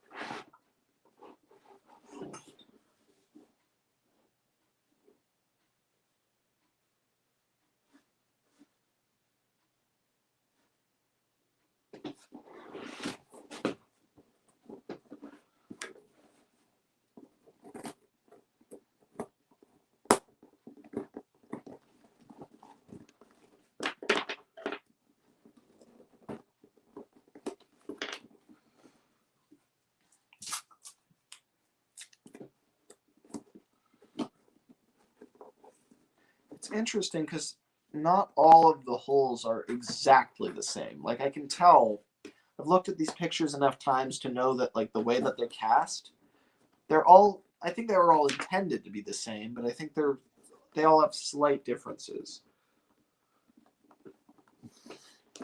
The splash rails don't always come out the same thickness.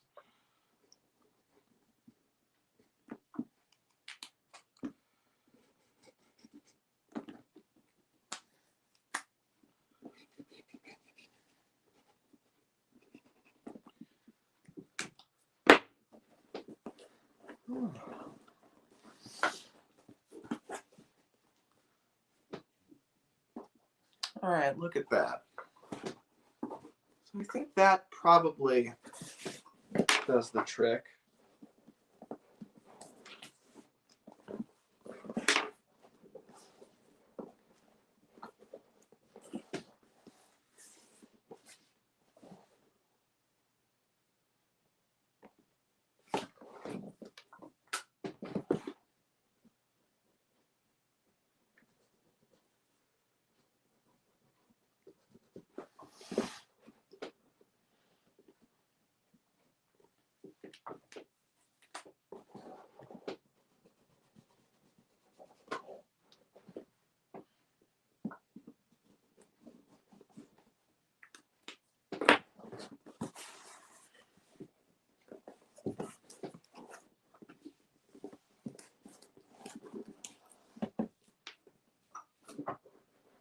Let me set up shop in the new space I just bought with Station Master Productions credit card. It says Steam Engine United 345.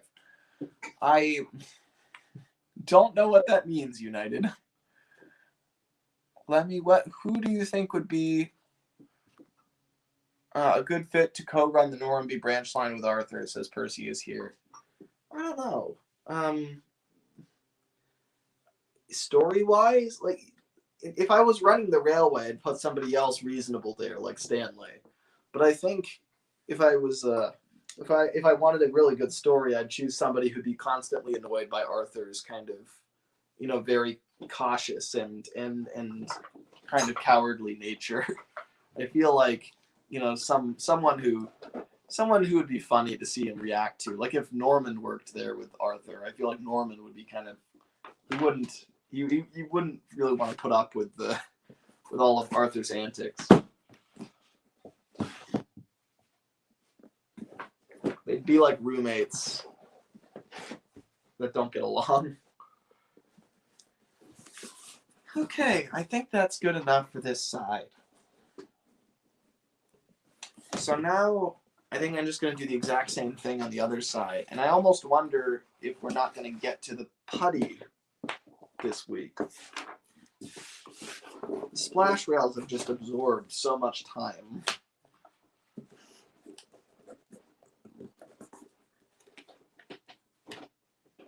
So the second side is going to be easier than the first because you can kind of just match what you did on one side on the other.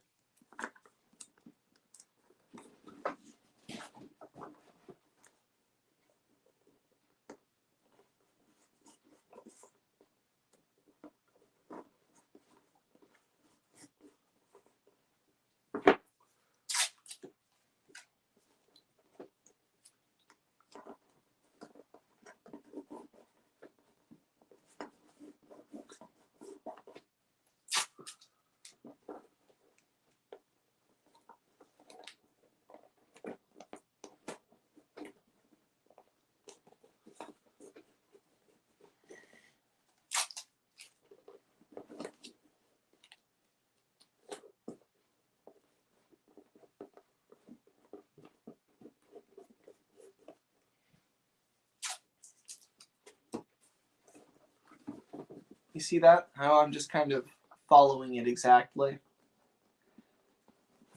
You're basically just going to repeat all the same steps, just a mirror image.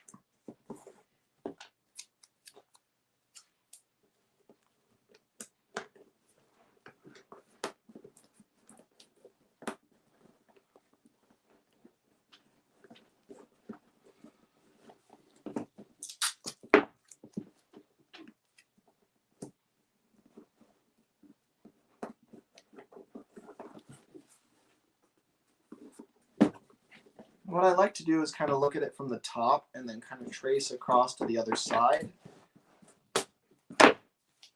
Kind of figure out where it ends. Like I think from the bottom as well. Right about there.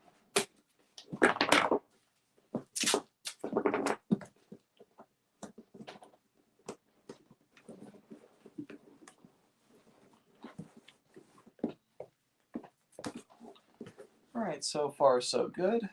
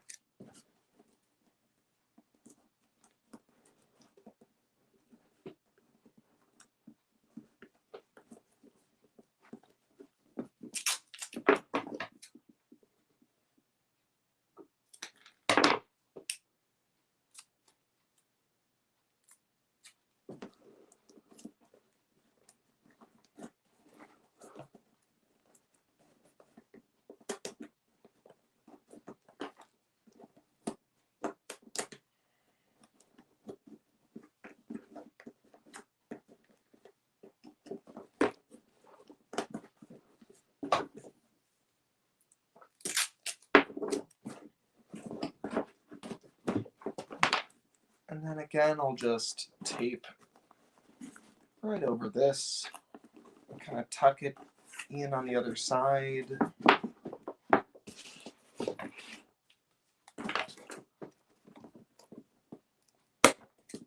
kind of trim it like that so that it slopes into the body.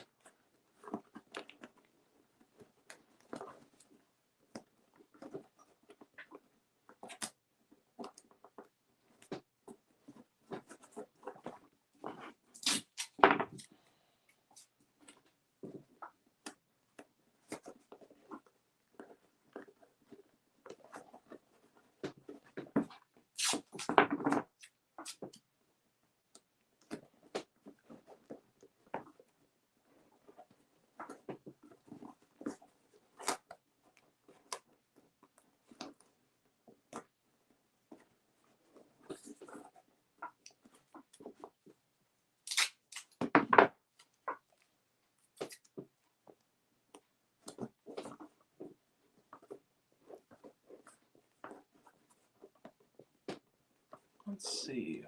Will Thomas says, "Hey Lemmy, are you available to call for for half an hour after the stream? I have an idea." I don't know, because I want to try to film more of the tutorial after the stream, but I also really want to hear what you have to say. Let me think about this. Because if I finish at like... Yeah, no, we could do that. Yeah, I think I'm going to finish the stream in like well, let's see. That could work. Yeah, I think I'm going to finish the stream at like 2:30, which will be an hour and 15 minutes from now. Hopefully I'll have been able to do the putty by then. And then 30 minutes after that will be 3. I'll start filming at 3. And between 3 and 5, I will film more of the tutorial, the wooden railway one. And then I'll edit it tonight. Yeah, I think that'll work. Yeah, okay, yeah, we got a plan, Will. We got a plan.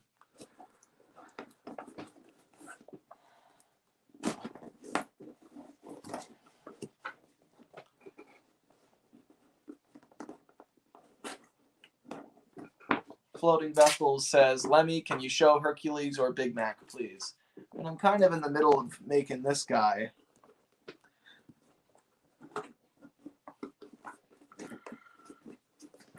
But also, Big Mac isn't really worth seeing. You know, I really can't wait until I think I'm going to turn one of these into Big Mac. Just to show everybody what I mean about him not really... Like, there's... Like, I really want to... like, if Big Mac wasn't all painted up, I don't think he'd be quite as impressive.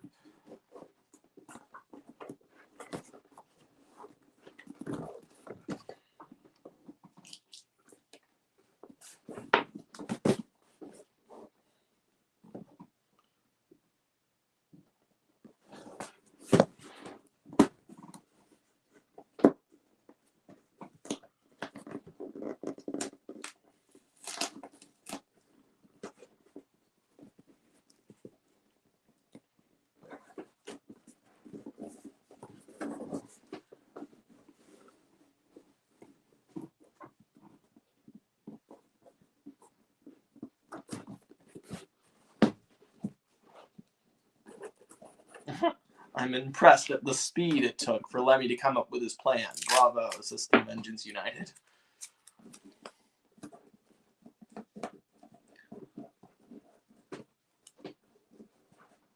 Seeing is believing, Lemmy, says Useful Engine 11.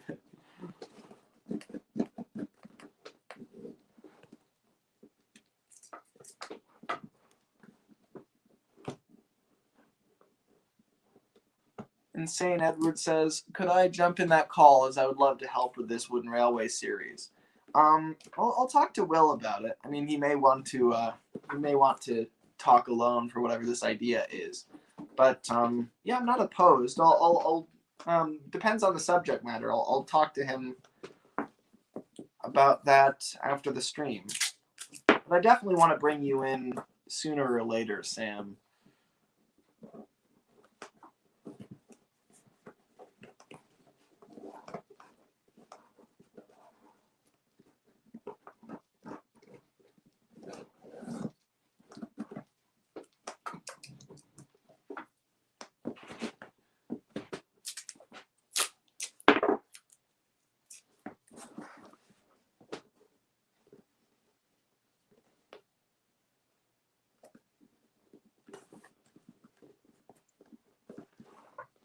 Sam says, wait, just realized I got my yearly call with Lemmy. It's fine. I'm not allowed. It's fine if I'm not allowed. Yeah, I would rather it be more than yearly, Sam. But, and what do you mean not allowed? Who are we to allow you to do anything?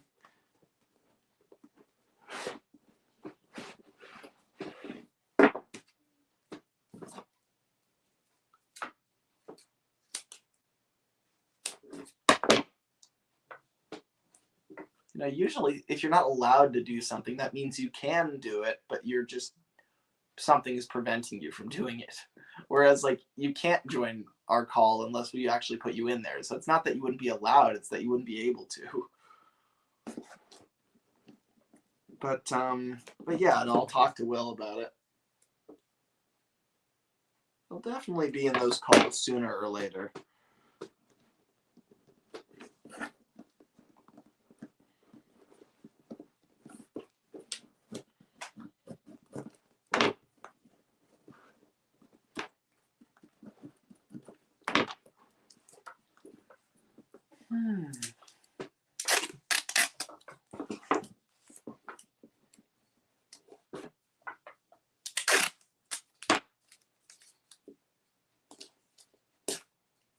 Insane Edward says, if I'm allowed to join the call later, just ring me.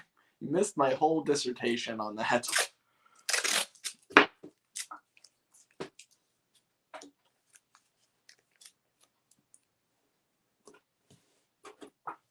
Lemmy, how good is your sculpting skills with Crayola air dry clay? As I've recently started using it. It says useful engine 11. Very good.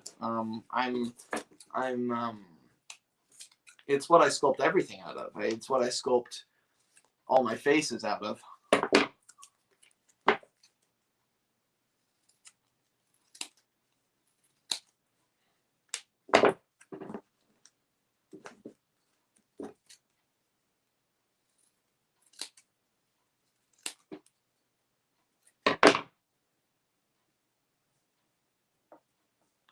Hey, Lemmy, what's your opinion on the Coast Guard in Tugs? Seeing as, just like David Lyrians, you're anti-Navy. You are anti-Navy. Are you also anti-Coast Guard? Roar, says Solomon. I'm going to assume that said David Mitton. Or it's some famous naval figure. I don't know. But I don't know what the Coast Guard does. You know, I always had the impression that the Coast Guard is more of a, like, it doesn't, like, they don't go to war. They're more like a, I don't know. I don't really know what the Coast Guard does, but I always thought that their job was more like rescuing, you know, stranded ships and people who were drowning and stuff, right? Like, you know, going around and, you know, if there's some sort of crisis at sea, if there's some sort of oil spill, if there's something like that, then they deal with it. It seems like they're not blowing people up. It seems like they're going and rescuing people who have been blown up. So, I don't know. Based on my very shaky impression of whatever the Coast Guard even is, I would say that it is, you know, I don't have a disrespect for it.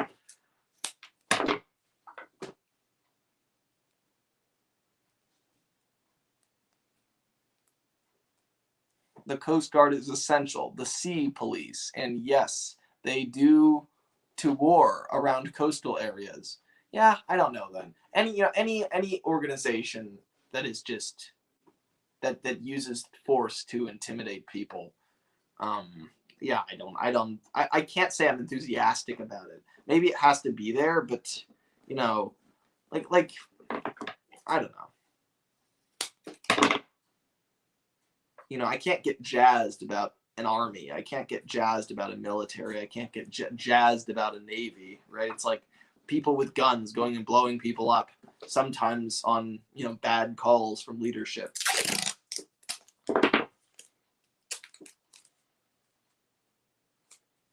There's a reason that people have to be conditioned to follow orders in those circles. It's because human nature is not to blow people up.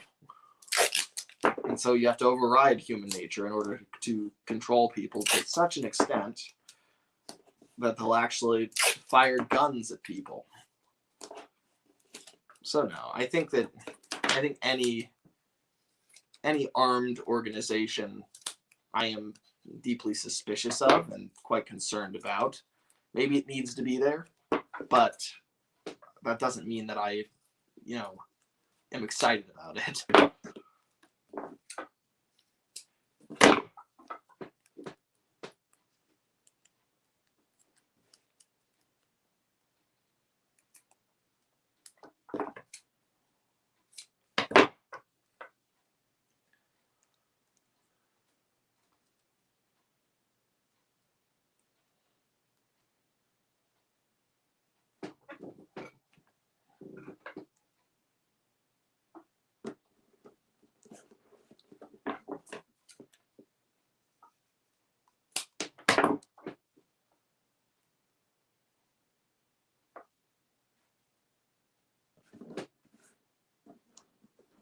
Thomas and Stepney Productions says, Arthur mad, but he has low self-esteem and doesn't say anything, but then he bursts a piston and has to go to the works. And then Dennis is lazy, but he has to take over the branch in the meantime. Yeah, that sounds like an interesting story.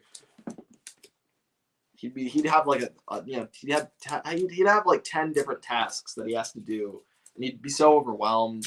He wouldn't know how to do any of them. Arthur would have explained to him like 10 times and he just didn't listen. Like,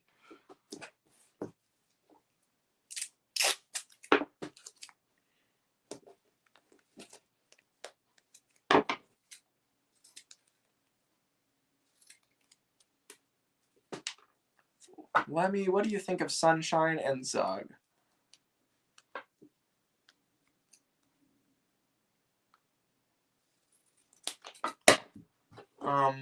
Let's see. Thomas and Stepney says, look up, I started the story before that. Yeah, I'm aware of that, but you realize that the chat is passing very quickly. I mean, did you really expect me? Like, you guys got to remember, right? When I first started these live streams, I didn't even intend to read the chat at all, right? Like, it's not here for live entertainment. It's here as a desperate last attempt to get this information to the public. Like, my hope is that people can watch these videos and get a sense for how to make these models. And if I just do it all on camera, then hopefully some fragment of that is here. But remember, the chat is a luxury here. It's not something that I don't do the stream for the chat. So it's like, if I'm reading it, I'll probably miss some stuff. Like, that's just inevitable.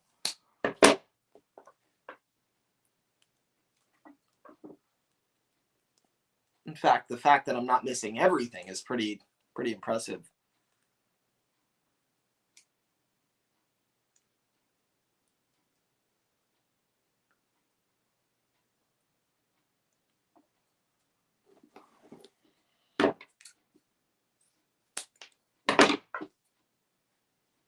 Scarlo, the old engine, says, Lemmy, I need your help. How would you make OJ's hull? Because I'm making him next. I'm making OJ right now, too, in the wooden railway style.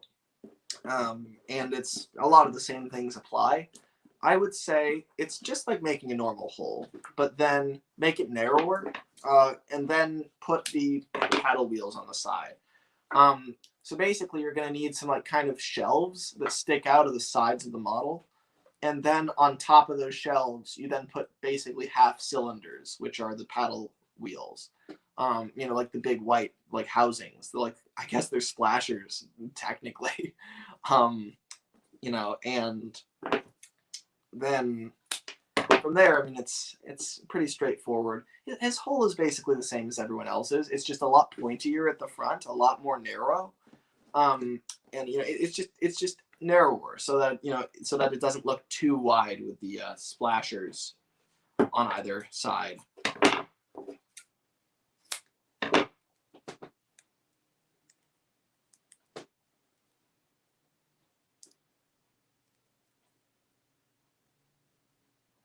Why do you read my question but don't answer it, says Floating Vessels Guy? Because I've got a lot of things going on at the same time, floating vessels, all right? Look, I'm trying to build a model, okay? I'm happy to read you guys' comments when I see them, but when you then berate me for not reading them properly or not reading them enough, you realize I could just shut the stream down at any moment, right? Like, I could just do that. You're not entitled to the stream, and you're not entitled to my attention.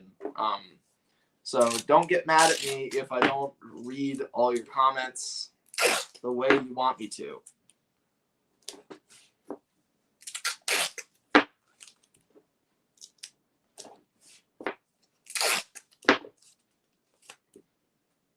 I don't like that complaining.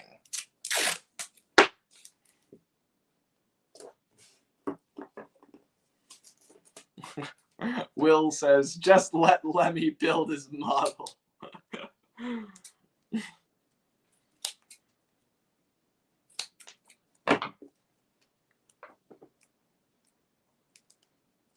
Scarlo, the old engine, says, hey, Lemmy, I'd love to join the Tugs series if I could. Yeah, we'd love to have you. I'm not officially bringing a bunch of people in yet, but in a few days I'll probably put out an announcement, and at that point I think I'll be bringing in a lot more people. So yeah, I mean, if you're interested in helping, then that would be really cool.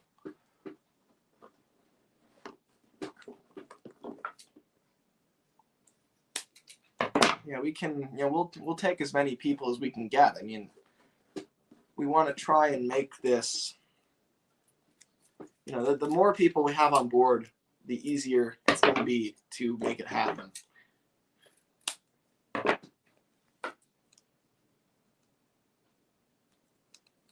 Let's see. Lemmy, when are you going to finish the Gauge 1 Oliver? Probably never. I mean,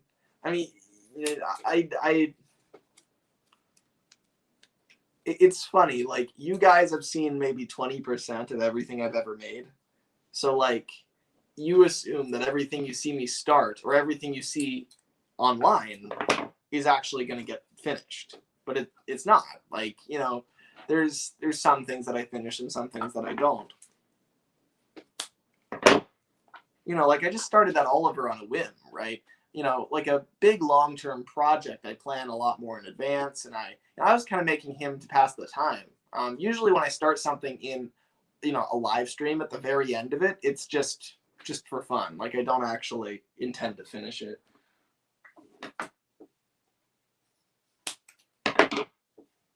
Like, I've started hundreds of models, right? Not all of them float. Take that however you want to take it.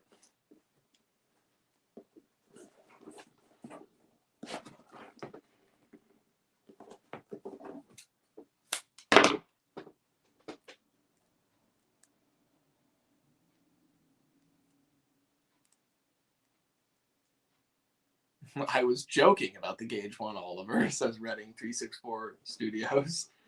C3640 Studios. Oh, all right. Touche.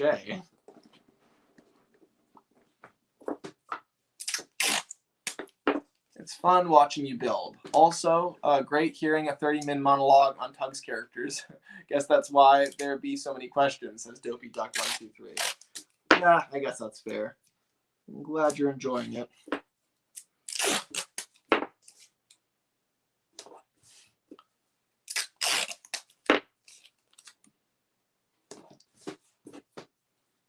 How long is your wooden railway top hat? Asks Floating Vessels. He's 9 inches long. A little bit over that, actually, but pretty much 9 inches long. And he's, I believe he's 3 inches wide.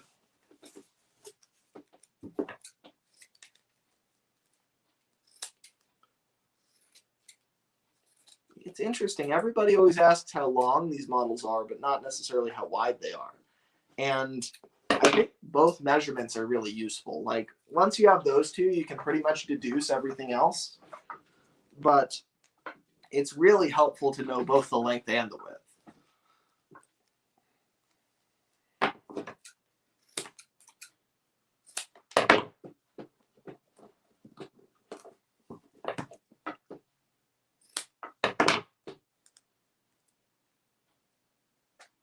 His wooden top hat is actually 9 miles long, says Redding 3640 Studios.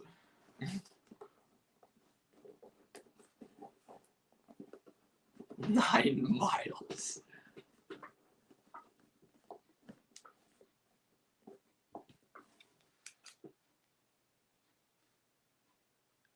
It seems most people only ask questions to interact with you. It's a bit annoying, but it definitely reminds me of myself when I first joined the fandom.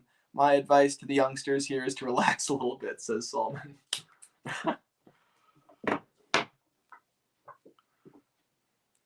Yeah, no, he's right.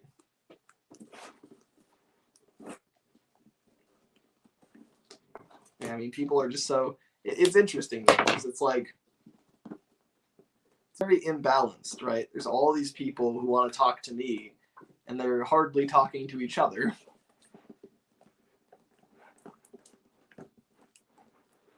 It's just funny, because what is it about me exactly? I mean, I guess it's my live stream. I'm the one on the screen, but I'm just here building a model.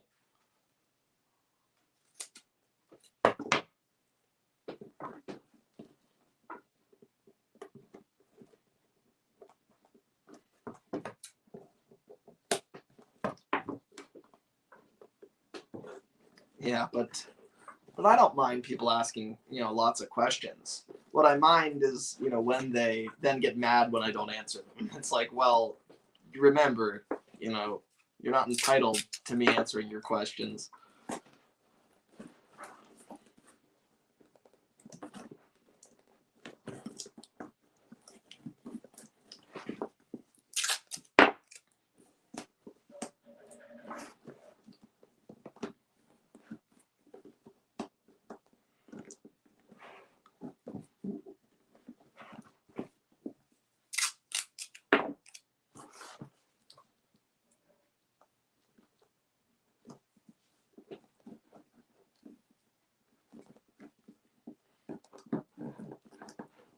I do apologize, Lemmy, says Insane Edward. Well, that's not really you.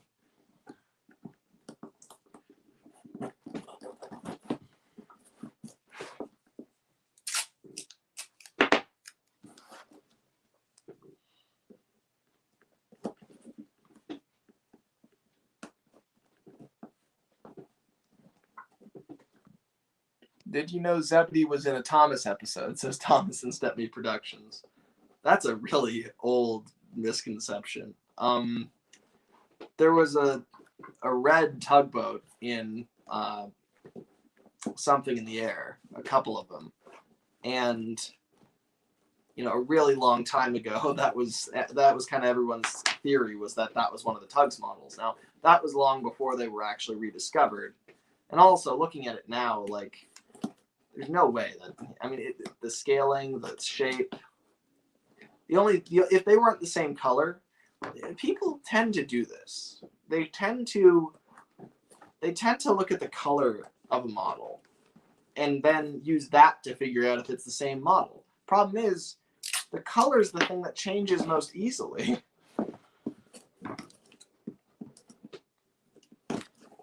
You can easily repaint a model, but you can't easily change the shape.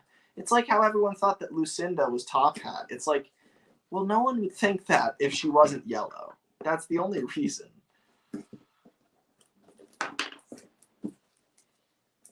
Because the shape is totally different.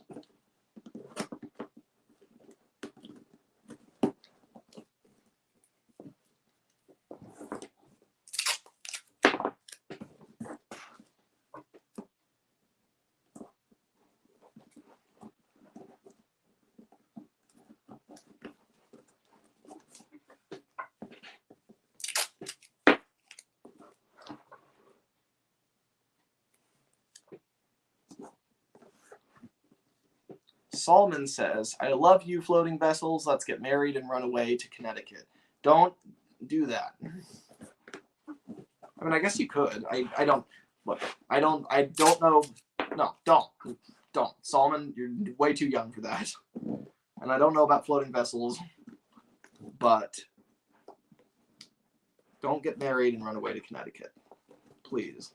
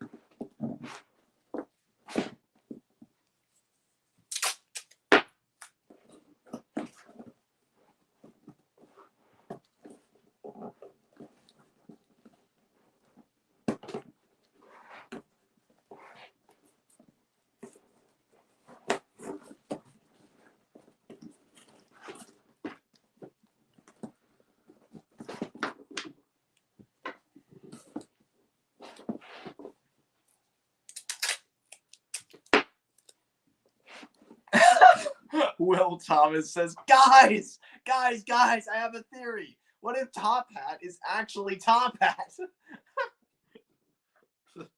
That might just be it.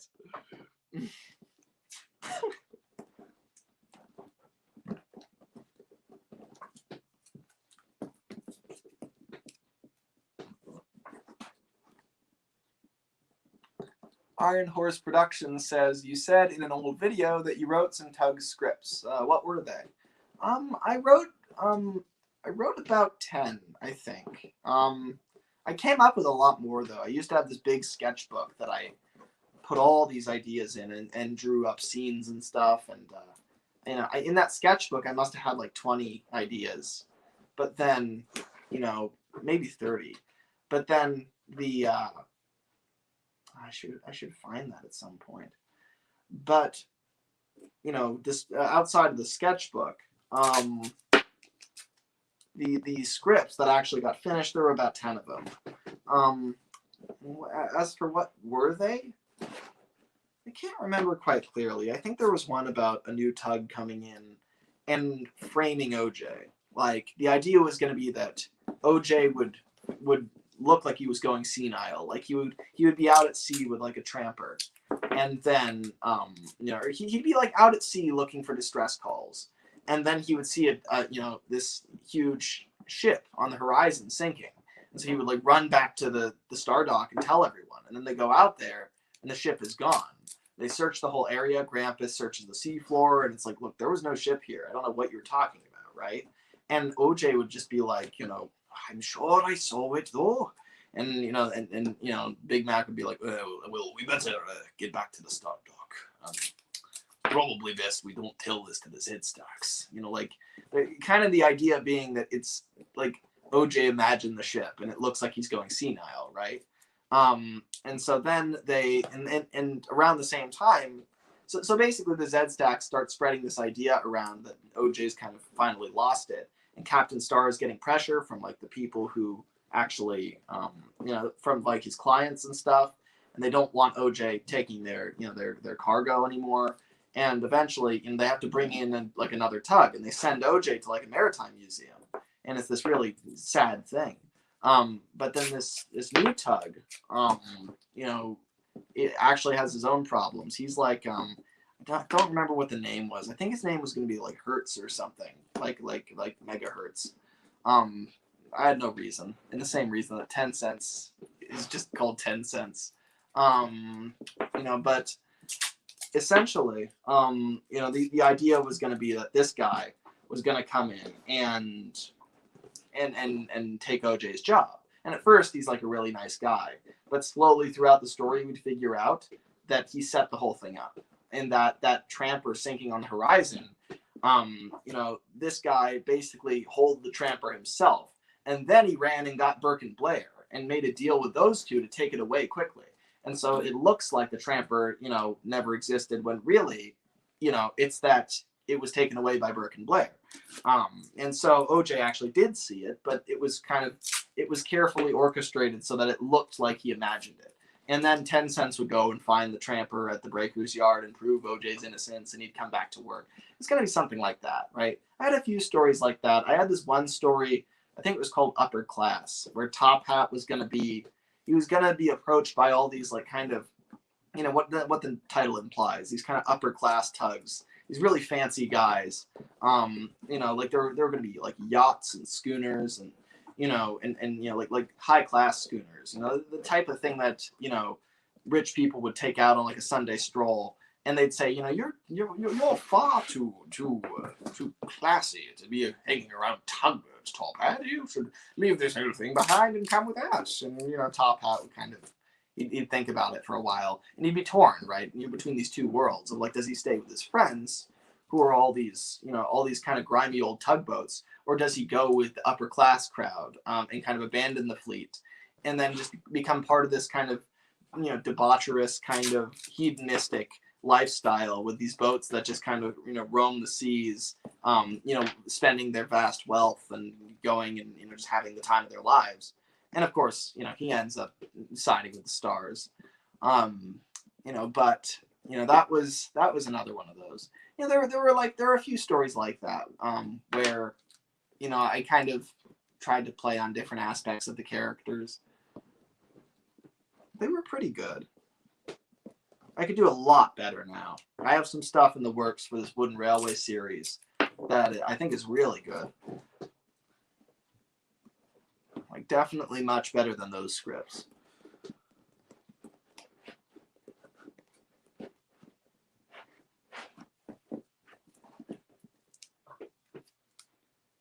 People are saying those are good ideas. Thank you.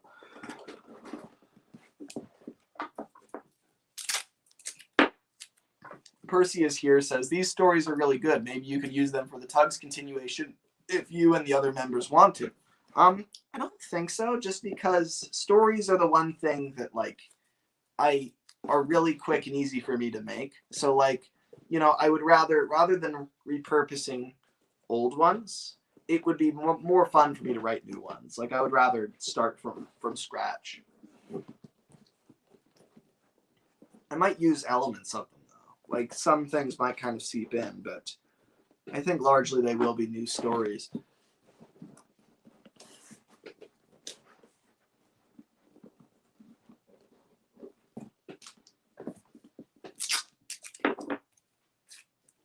How did you get so good at storytelling? Says Redding 3640 Studios. I've just done that all my life. I used to, like, I still do this. Like, I role play with my sister a lot. She's like my best friend. We're really close. And when we were younger, we'd play with Thomas, Tugs, Batman, Cars. These days we mainly role play Batman. But she's kind of been my storytelling partner for my whole life. And so the two of us have kind of learned how to improv really, really well. And I think that she was a major reason why I developed so well as a storyteller. Because I do think I'm a really good storyteller. I don't want to sound arrogant, but I think I'm pretty good at that. And I think the reason is just that I've had so much great practice. It's only gotten better meeting so many of my friends in this community and bouncing ideas off of them. I've told a lot of really good stories with Matt on Character Gallery, and just in general, we've written a lot of stuff that you guys haven't seen that's been really good. And so I think it's really just practice. You need to love telling stories with characters. You need to love characters. You need to just not be afraid to go and throw something at the wall. And if it doesn't stick, that's fine, because, it's better than not having written anything at all. And you also have to realize quickly that, like, it's kind of hard to write a bad story. Like, the problem may be that your story doesn't kind of do what you intended for it to do, but it's not bad. It's just, there's not a lot of bad stories you can write, I think. And like with anything creative, the number one thing you have to realize right out of the gate is that making something is infinitely better than making nothing. So if you think, oh, this is terrible what I just wrote, well, what would be more terrible is if you didn't write it at all, because then the world would be lacking one more story, right? I mean, somebody's got to go out there and inspire and excite and come up with fantasy lands for people to disappear into. That's a big part of being human, is making art. And and that art won't always turn out the way that you want it to, but it will be more closer and closer to what you want the longer you do it. So you just gotta have fun with it. You just gotta love writing for characters. You gotta, you just gotta enjoy it. You gotta have fun, right? And the more fun you have, the better at it you will get.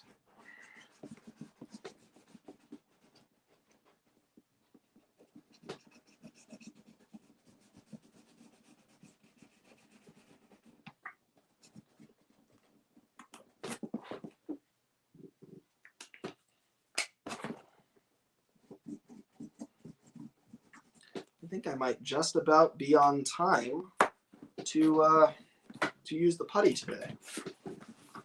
So look at that. I think that's pretty good.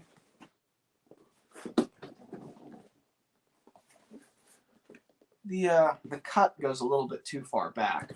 So like, you notice that how it goes all the way to like here on this side, but it goes all the way. It only goes to like here on this side. I think I want to emulate that on the other side, so I'm gonna do that.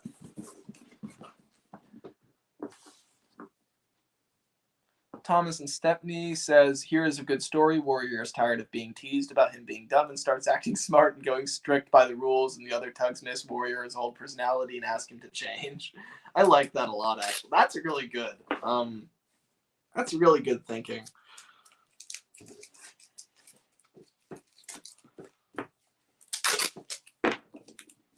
Do you mind if we use that for the Wooden Railway series, Thomas and Stepney? I mean, we may not end up using it in the long run, but I do really like that idea. Maybe you can even write it for us.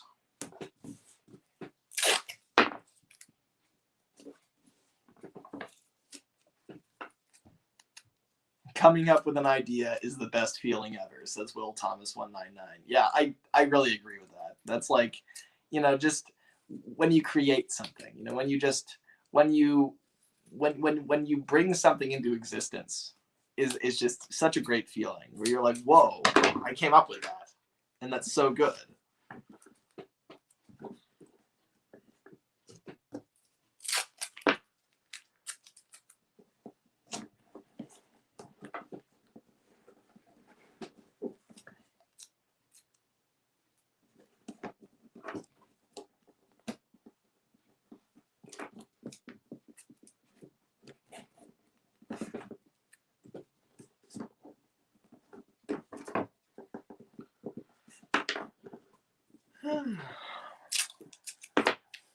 Will Big Mickey be dead? Says Trainmaster16. I don't know. I really don't know. On one level, here's the thing, Big Mickey it's so weird how like common he is throughout the port. There's so many Big Mickeys. And I don't really like that. Maybe we could design some sort of freelance crane that kind of has the same presence as Big Mickey, but clearly isn't him. Like, that might be good, because I don't know, like, you kind of need those big cranes throughout the port. And I don't like how the show just kept him on the docksides long after his death. That was very weird. But also, I like Big Mickey as a character. Like, I don't really want him to be dead. But I also think it kind of robs munitions of some of the drama if you just bring Big Mickey back to life, or just say shallow water is what saved him. It's like, well, I don't know. I don't really want to. I feel like that cheapens it.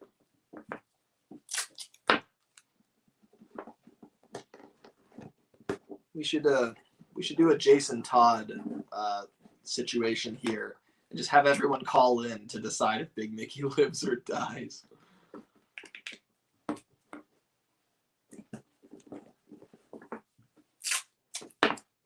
No spoilers, says Will Thomas 199.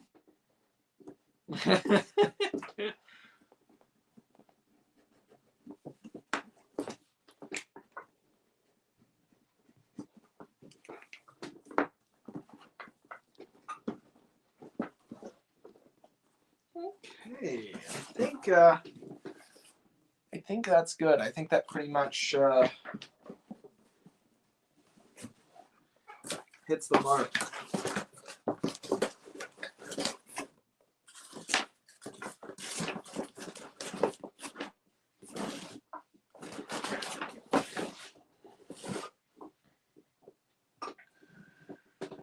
It's very choppy, very bumpy, but that's really what the putty is for. All right, so I'm going to use the putty in a minute here. But first, I'm going to try to go over this whole thing with more tape and just kind of cover up. I'm going to get rid of anything that's stuck to the bottom here. And then I'm just going to cover up any imperfections that I spot.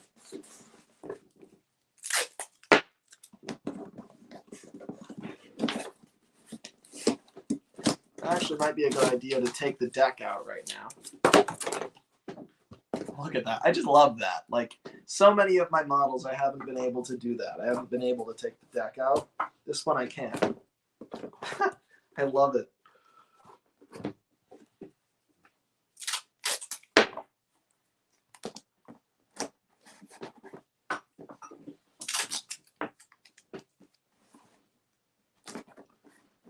Let's see. Will Thomas says, oh yeah, I checked. You cannot get Durham's water putty in the UK. Yeah, like, here's the thing. When I say Durham's water putty, I'm kind of expecting people to substitute that for whatever they can find. Like, you know, some sort of putty. Something that you can smear all over the model and then sand is really all I'm saying, right? Durham's is just the thing that I found in my area.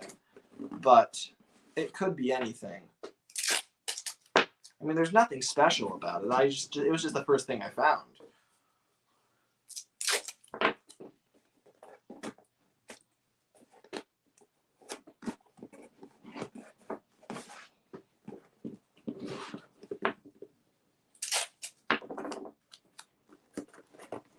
So if you can find something that's better for the job, then just use that instead.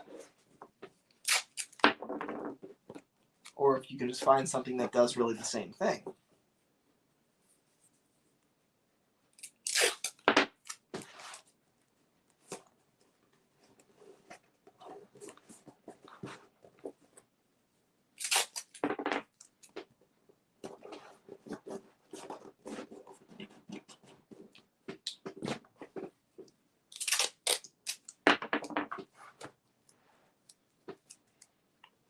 Floating Vessels Guy says, bye everyone. You all been nice to me.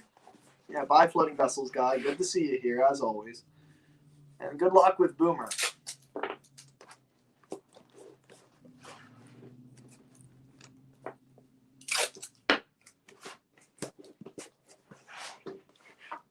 Wow, it's still going, says Malambeek.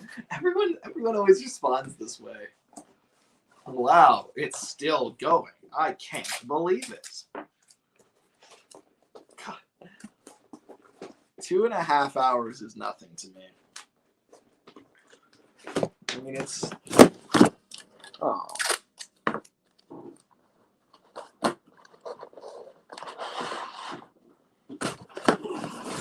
Zebedee just decided to take out the audience.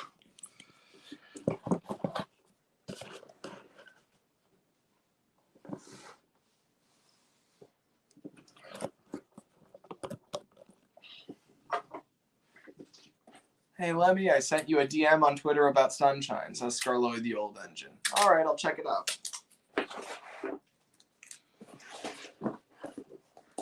Yeah, if I remember, hopefully.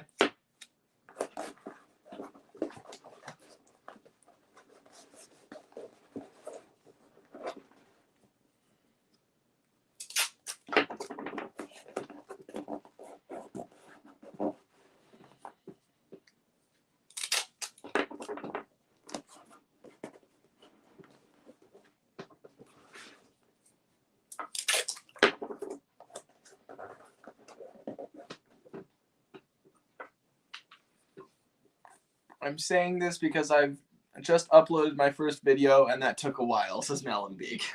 Well, congratulations on the video. And yeah, so you've uploaded a whole video in the time that this stream has been going. That's pretty funny.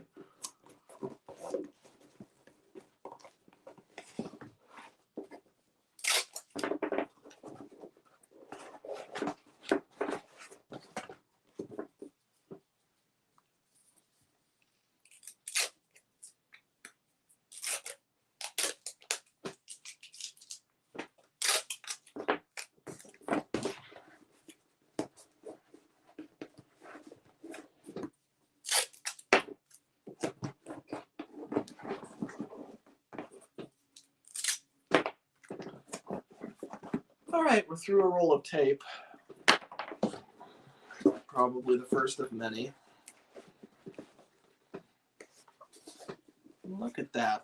I really love that. Like, remember, that used to be a flat piece of cardboard. And now look at the complex shape that it is. And this is becoming quite hefty. It's almost like it feels heavier because of the tension in the tape and the cardboard. Like it's not even just the sheer weight of it. It's like the fact that it's tense. Like feels pretty tough.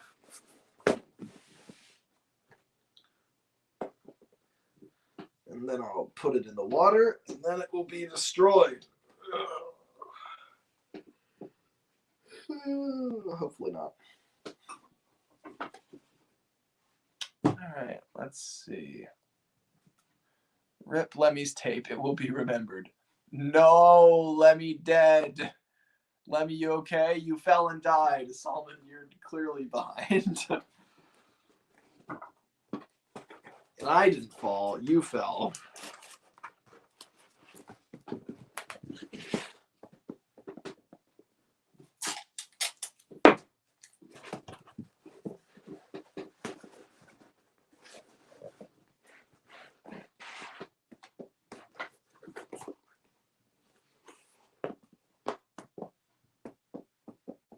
This was just so cool. These models are just huge. It's nuts. I do wonder, I mean, they really did, I mean, it's crazy that they built these in the same scale as Thomas. I mean, they didn't really. You know, they really shrunk the Tugs down a lot from where they really should be. But roughly, they're in the same scale as Thomas. I mean, the engines are all the same scale. They reuse some of the same rolling stock. I wonder if David Mitten planned like a crossover at some point. Besides that Magic Railroad rumor, I mean, like, was that when they were making Tugs, did they think, well, we might as well make it in the same, you know, gauge, you know, scale, I should say.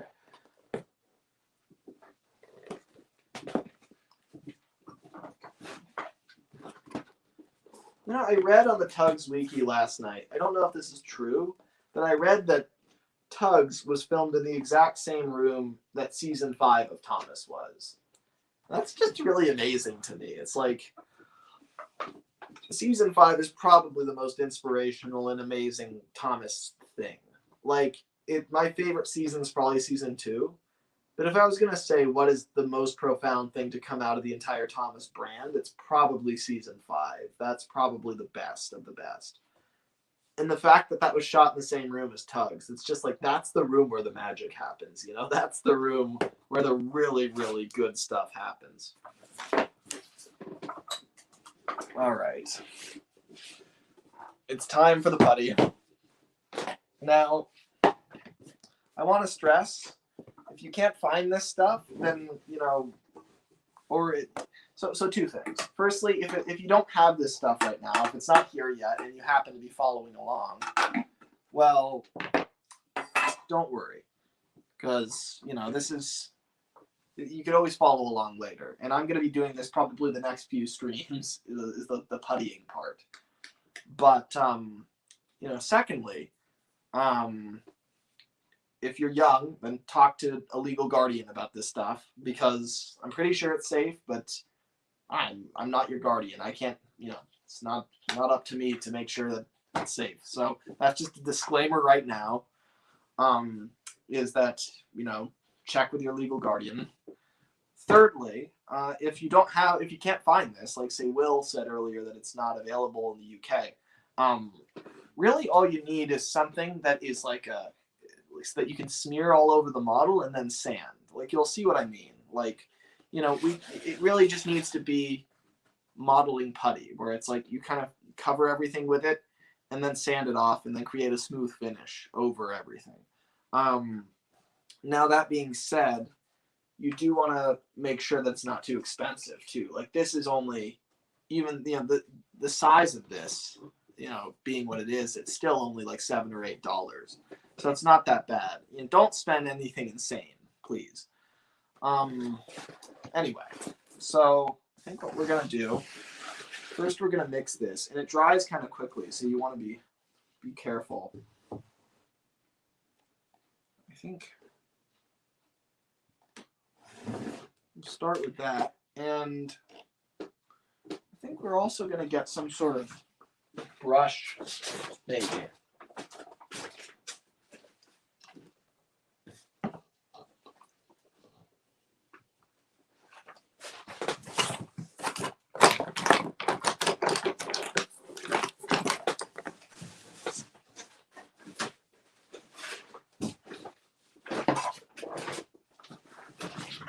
Like this. Yeah. All right, and I'm going to take a water bottle. This is full of tap water. Let's see if I remember how to mix this appropriately.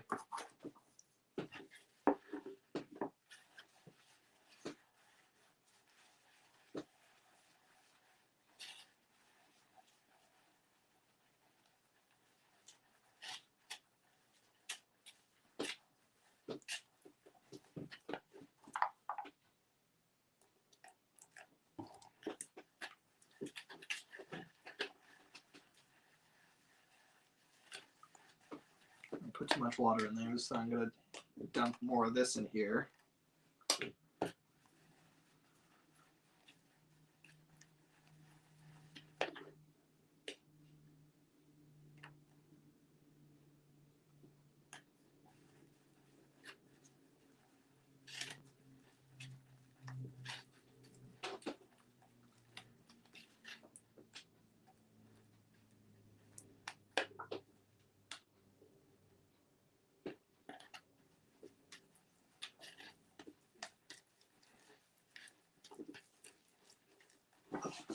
You want something that's nice and chunky like this. I think I'm going to crack a window and also turn on the fan.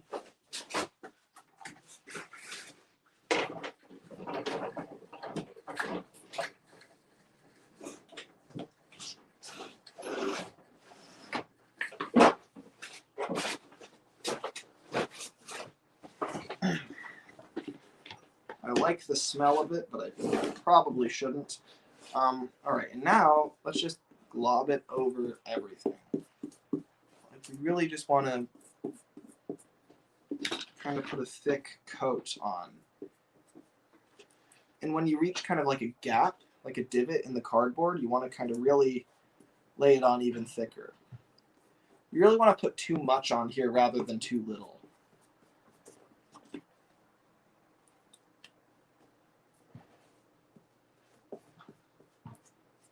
Because you can always just shave off if it's too much, but if it's too little, then kind of between a rock and a hard place.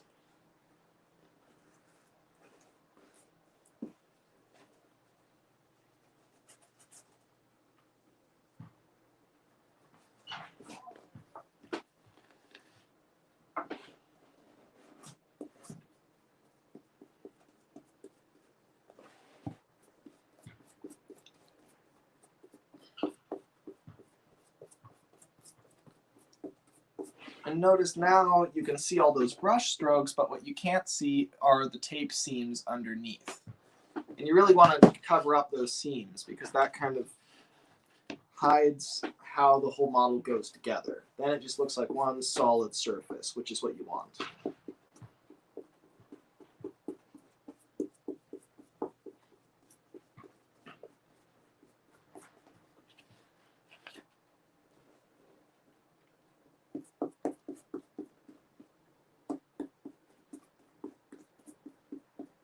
Now this stuff, as you just saw, it's basically activated by water. You just pour water in there and then it gets wet. So obviously, we're going to want to create a very thick layer of Flex Seal around this so that no water gets in. Because this is just to keep it smooth and to form the shape. This is just a visual thing. It's not actually for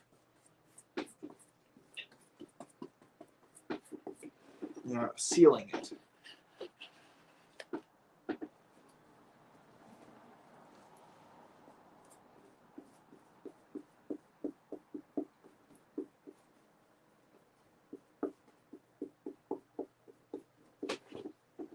Look at what we've done already. Oh, we've done that. That's for certain. Oh, I'll have to use my trusty jacket for this.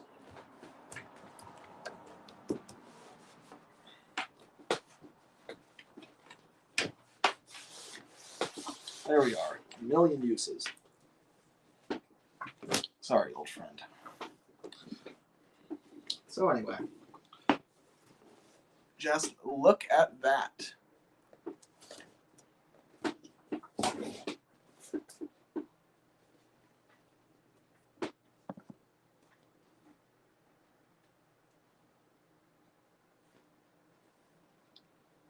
So you can still see some very clear, defined dents along that. So we're going to want to really layer it on thick at those parts.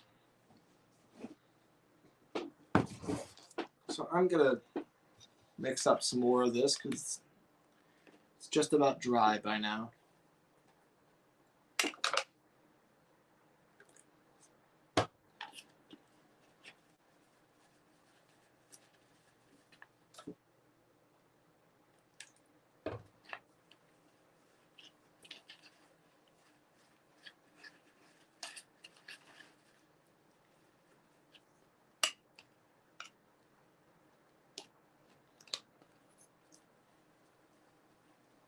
And I think I'm probably just going to Mod Podge.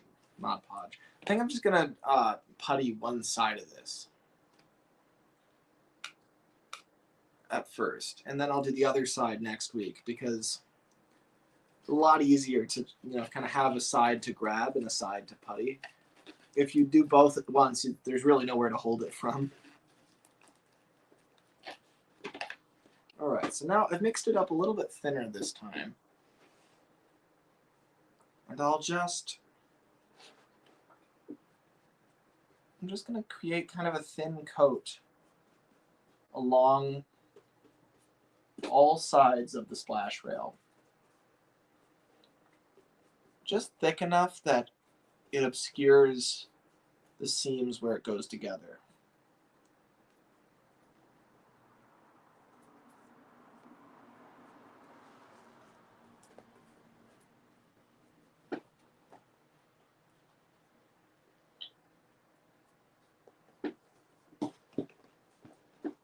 Like, look at this to start with. You see how many seams there are? How kind of bumpy that is?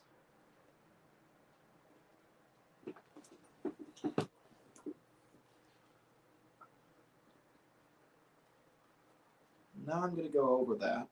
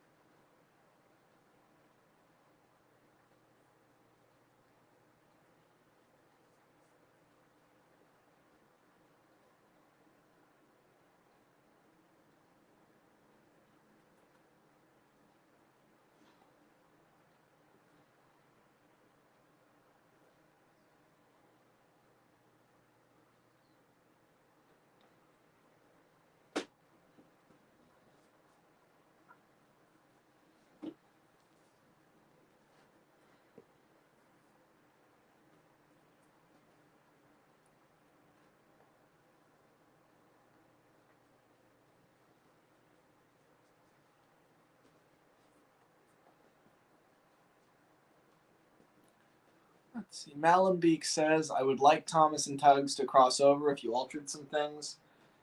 Yeah, I think what I would prefer is a crossover that was like a universe dimensional kind of hop thing. Like, you know, if Ladies Magic or something were used to kind of hop dimensions. Like, I feel like that would be a lot cooler than trying to make them both work like as if they'd been in the same universe all along. Because they just function differently, right? It's like if you tried to put Batman and Thomas in the same universe. Like, you you could bend it so that there's always been talking cars in Gotham, or you could just have the characters hop dimensions. So this is an unusual thing, and the differences between universes are part of the story. Like there's a reason they're different. It's because they're not the same world. That's how I would do it. I would love to see Thomas and Tugs cross over, but only if it was acknowledged that they were very different universes, because otherwise I think it just kind of waters down the really cool set of differences that they have from each other.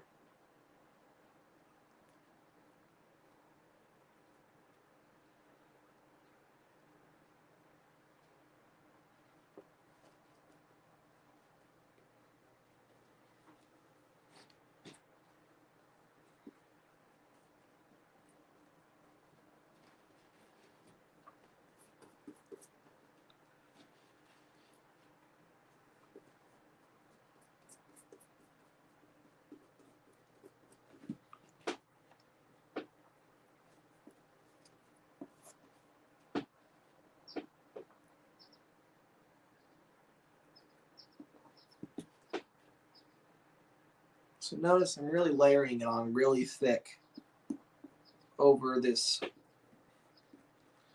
like the sections where there are really big kind of dents in the side.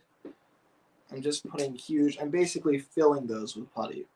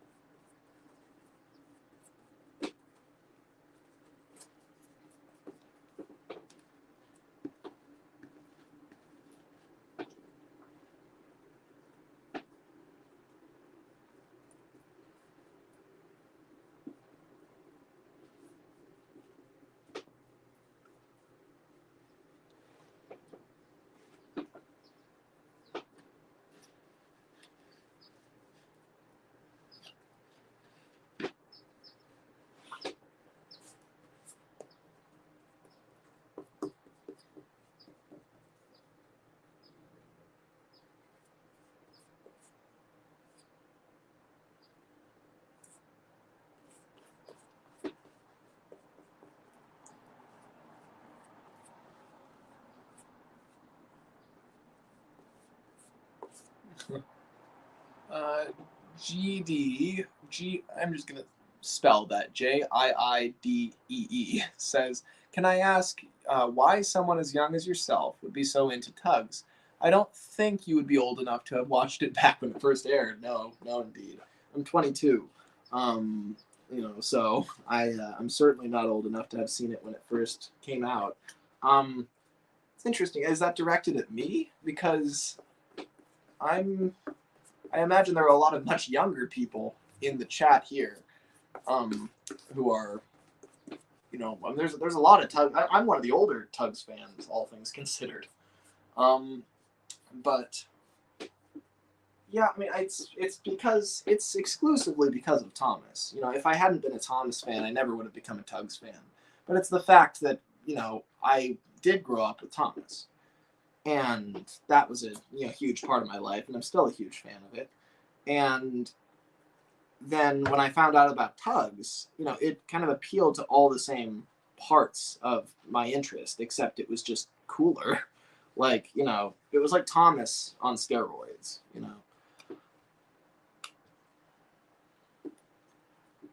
So, it is because of Thomas, right? Because I did grow up with the early seasons of Thomas and was so used to that, and had such admiration for that when I saw Tugs, I was kind of already primed for enjoying it.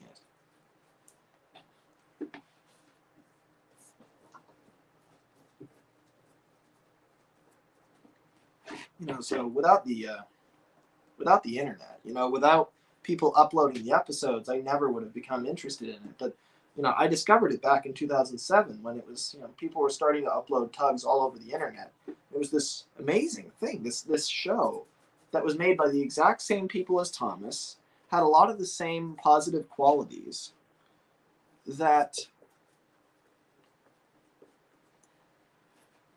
no one had known about, and it came in between season 2 and 3 of Thomas. I grew up watching season 2 and 3 of Thomas. I had no idea that this was in between.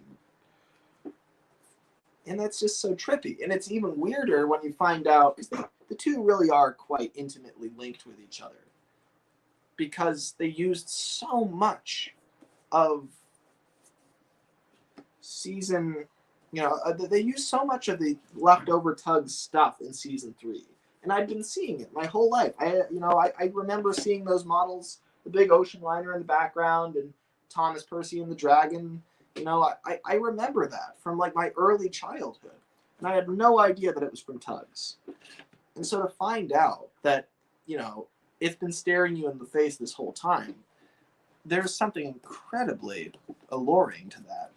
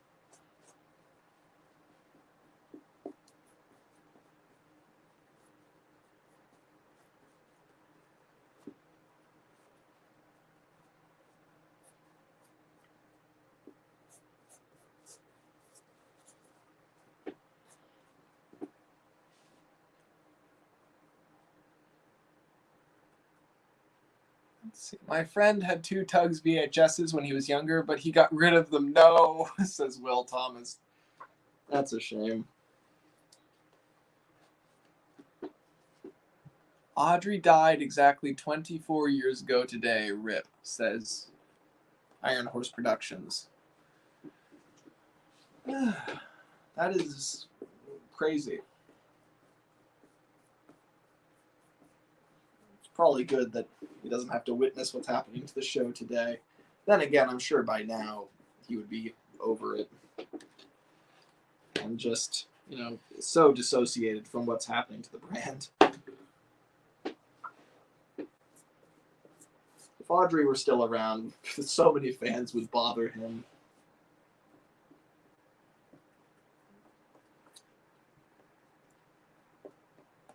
He'd also probably get canceled quite severely.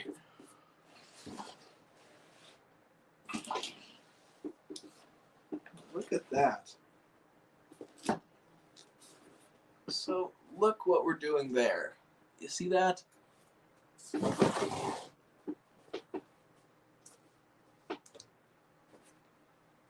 So we've puttied like that whole thing all over. And you can see that bulge there. We're going to sand over that, so that's going to disappear. And look at how we've puttied all over that, so it looks really messy. But notice it looks messy in the sense that like it's all bumpy, but you can't see the seams mostly. We've gotten rid of most of them. So in that way, we have actually, you know, we're putting ourselves in a position to make this a lot smoother. Now that's the idea, is that we basically put all this putty on it, and in the short term it gets really messy, but then in the long term when we sand it, it's going to be super smooth, because you can't really sand masking tape, but you can sand putty.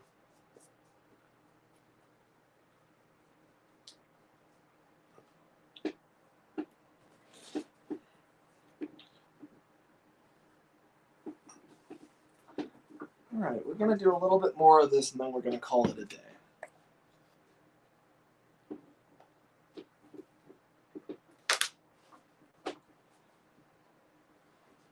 Lemmy, that looks really good so far, says Scarlo the Old Engine. Well, thank you.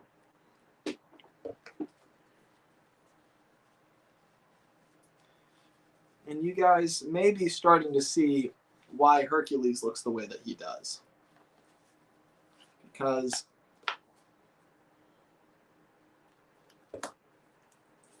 this is what these models look like at this stage.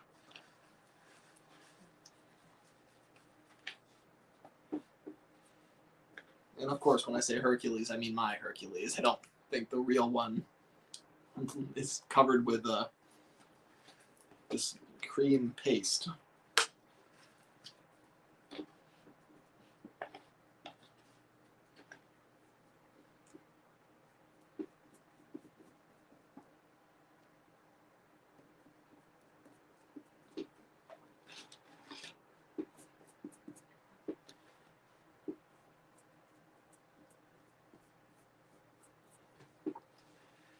And if it was solid before, it's going to be really solid now.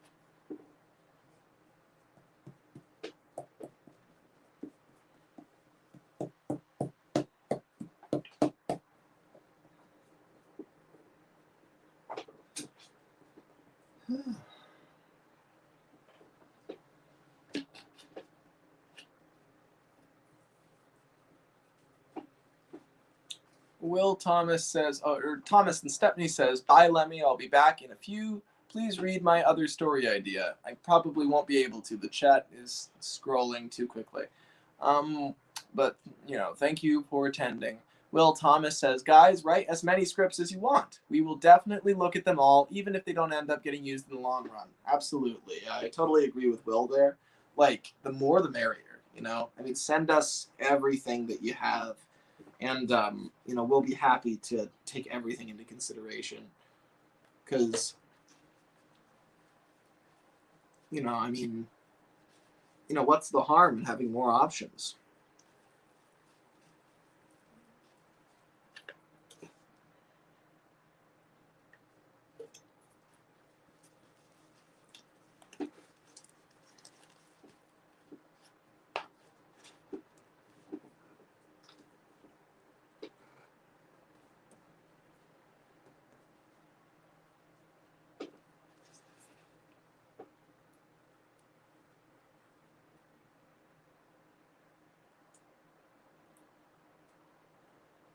See if I can just...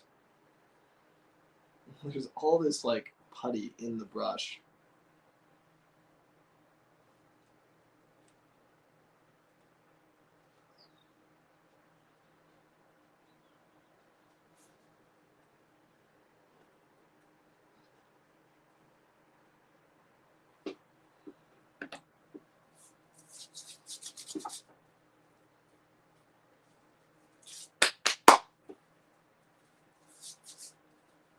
Try not to get too much of this on your hands. I'm not a good role model here.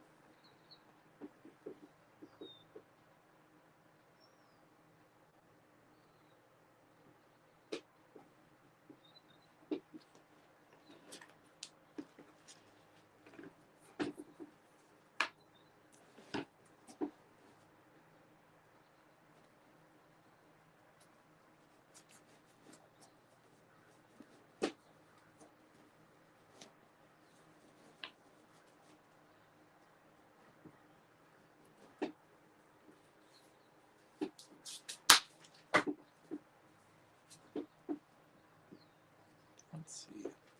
I want to make a Tugs impressions video, but I find when I do impression videos, I get kind of quiet for some reason, says Trainmaster16. Yeah, you just gotta push through it, right? If you find yourself whispering instead of talking, yell instead. That's my advice, right? Like, you know, because then, you know, I mean, don't be afraid to, like, you know, if you're doing impressions and then all of a sudden you feel kind of stupid, well, just go all at it then. Just, you know, just kind of don't hesitate, right? Because hesitating will make it even more difficult. You know, if you're doing like a Zoran voice like this, and you don't really want to go too far from your normal voice, maybe the best thing is to just do this. And then you'll find the one in between. That's really the one that you need. But, you know, then you'll get your confidence if you just, I mean, for God's sake, you know, I've got the window open right now. All my neighbors can hear me. You know, but you've really just got to, you know, you've got to just totally go for it, not care what other people think of you. So do that, dummy.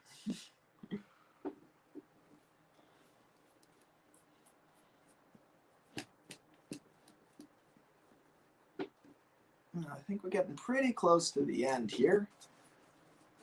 I'm doing the whole side of the boat, and I think the whole side is pretty much done. And I want to stress again, like, you could just skip this step. Like, the side of the boat would have looked fine if I just painted it as is, you know, without having to cover up the seams and stuff. Like, it's not crucial that you cover up all the seams. You know, for the vast majority of the models I've made in my life, the seams are very visible. You know, and I've taken to covering them up, but you don't really have to.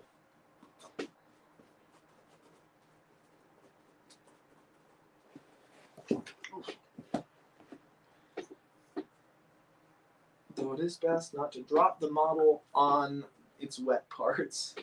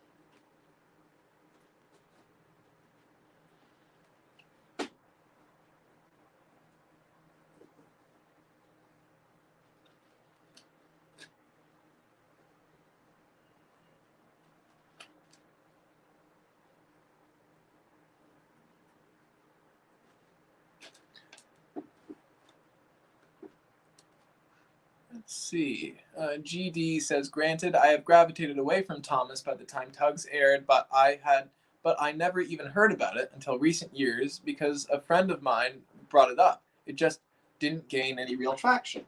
So that's wow. So you actually were around during the inception of the show. That's really cool. Yeah, I wish I was in that era. Yeah, so like the thing is, it's mainly because of what happened with the network hosting it. I think I don't know the details of it, but I know it wasn't the show's fault. It was the fact that ITV went under, I think, and then they just couldn't find another network after that, and they were screwed. But they were planning to make like 7 more seasons. They were really they wanted to keep going, but it just didn't pan out. But they put so much effort into the first season, and I think that's part of what makes Tugs so amazing is that what we were really seeing is 7 seasons worth of effort. They were like planning for like a really long show, and so they put a lot of effort into the first one, planning to use all that stuff later on, but they never did.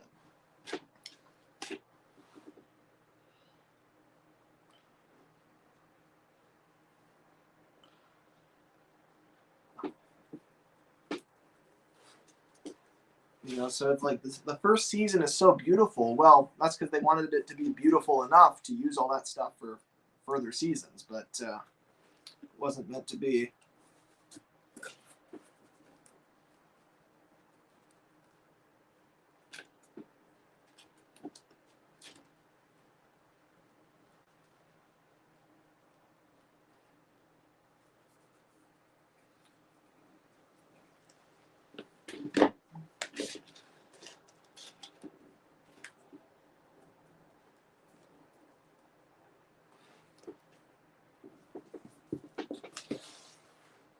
Okay, I think that's pretty good. We could always put further coats onto it later.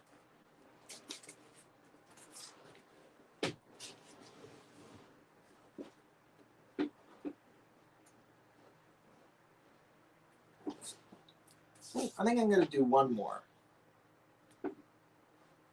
One more batch.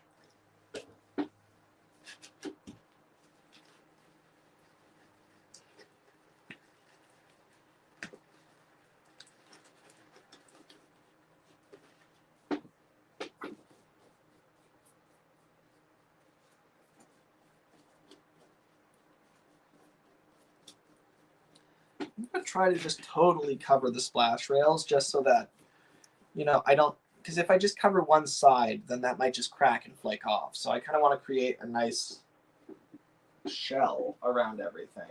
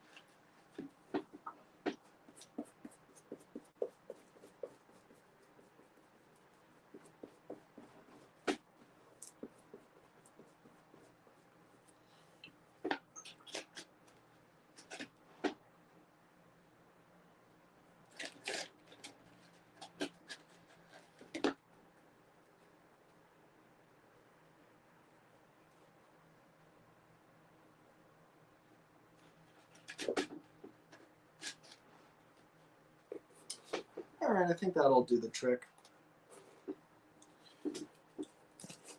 So look at that. So it's hard for me to see properly from that distance. But I would say that it's a lot, you know, I've covered up a lot of the tape seams. Yeah. That's pretty cool. Look at that. So we'll leave that to dry And sand it down next time.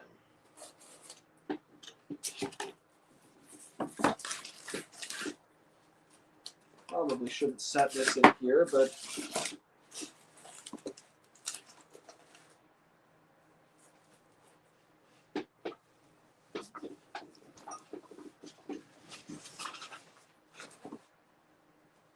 yeah, that's probably going to affect the shape. All right, so I won't put it in the stand this time. Now I want to stress, you don't have to wait a week for this to dry. You only have to wait a few hours, and then you can start sanding it. Really, like a day at the most. However, because of the structure of these live streams, I'll probably just wait a week. And I've done that before. I did that on Zip, and it worked out just fine. So you can leave it for a really long time and then sand it. And if anything, it solidifies more, and so it's harder to sand, but it also stays in place better. So that's probably what I'm going to do. So I'm just going to leave it, let it sit for, you know, a week. And then next week, I'll come back to it. I'll sand off this side, and then I will put putty on the other side, and then leave that to sit for the next week. You know, so I think that's what I'll do. So next week is probably only going to be like an hour long. But then after that, the week after that will probably be, it'll be time to flex seal. And that will probably be even faster because that's literally just going to be me spraying it. I won't be able to show the whole flex seal process, I don't think. I think I'll set up the camera outside and show part of it. Like maybe the first spray just to show you how I do it. But then, like, I don't think I can, because I'm going to leave it outside then for like a day, and then come back outside and spray it again. So I feel like I can't do the flex seal part totally on the stream, because that's just not going to make sense. You know, I will give you an idea of it, and then I will, let's see. And then after the flex seal, after I have this whole thing sealed up, and it's all sprayed black, then I think we'll be able to go onto the deck and the superstructure. And from then on out, we won't have any more of these weird waiting periods. You know, we won't have to wait for stuff to dry, because everything will be cardboard and tape again from then on, from the deck up. So anyway, I've been Master of the Lemons, aka Lemmy. Thank you everyone for tuning in. Let's see. Goodbye, Lemmy. See you soon, says Iron Horse. Let's see. Why don't you pre-record the Flex Seal bit, asks Will Thomas. Well, for the same reason that I don't pre-record the whole tutorial, Will. The whole reason I'm doing this is because I could not successfully record and edit the tutorial. So I guess I could do that probably for part of it, but I just think it's probably best I do everything live. I don't trust myself to not overcomplicate it. But yeah, no, I think people will generally know what to do once I show them how to spray it once. I think that's gonna be enough. I think that they'll understand, because spraying it over and over again is basically, it's the same thing every time when you're spraying different layers. But yeah, so anyway, I think that pretty much does it. So thank you everyone for tuning in. I'll take my tea, probably full of dust now, and my water, which is not the water no. It's like a child. It just rolls around and does whatever it wants.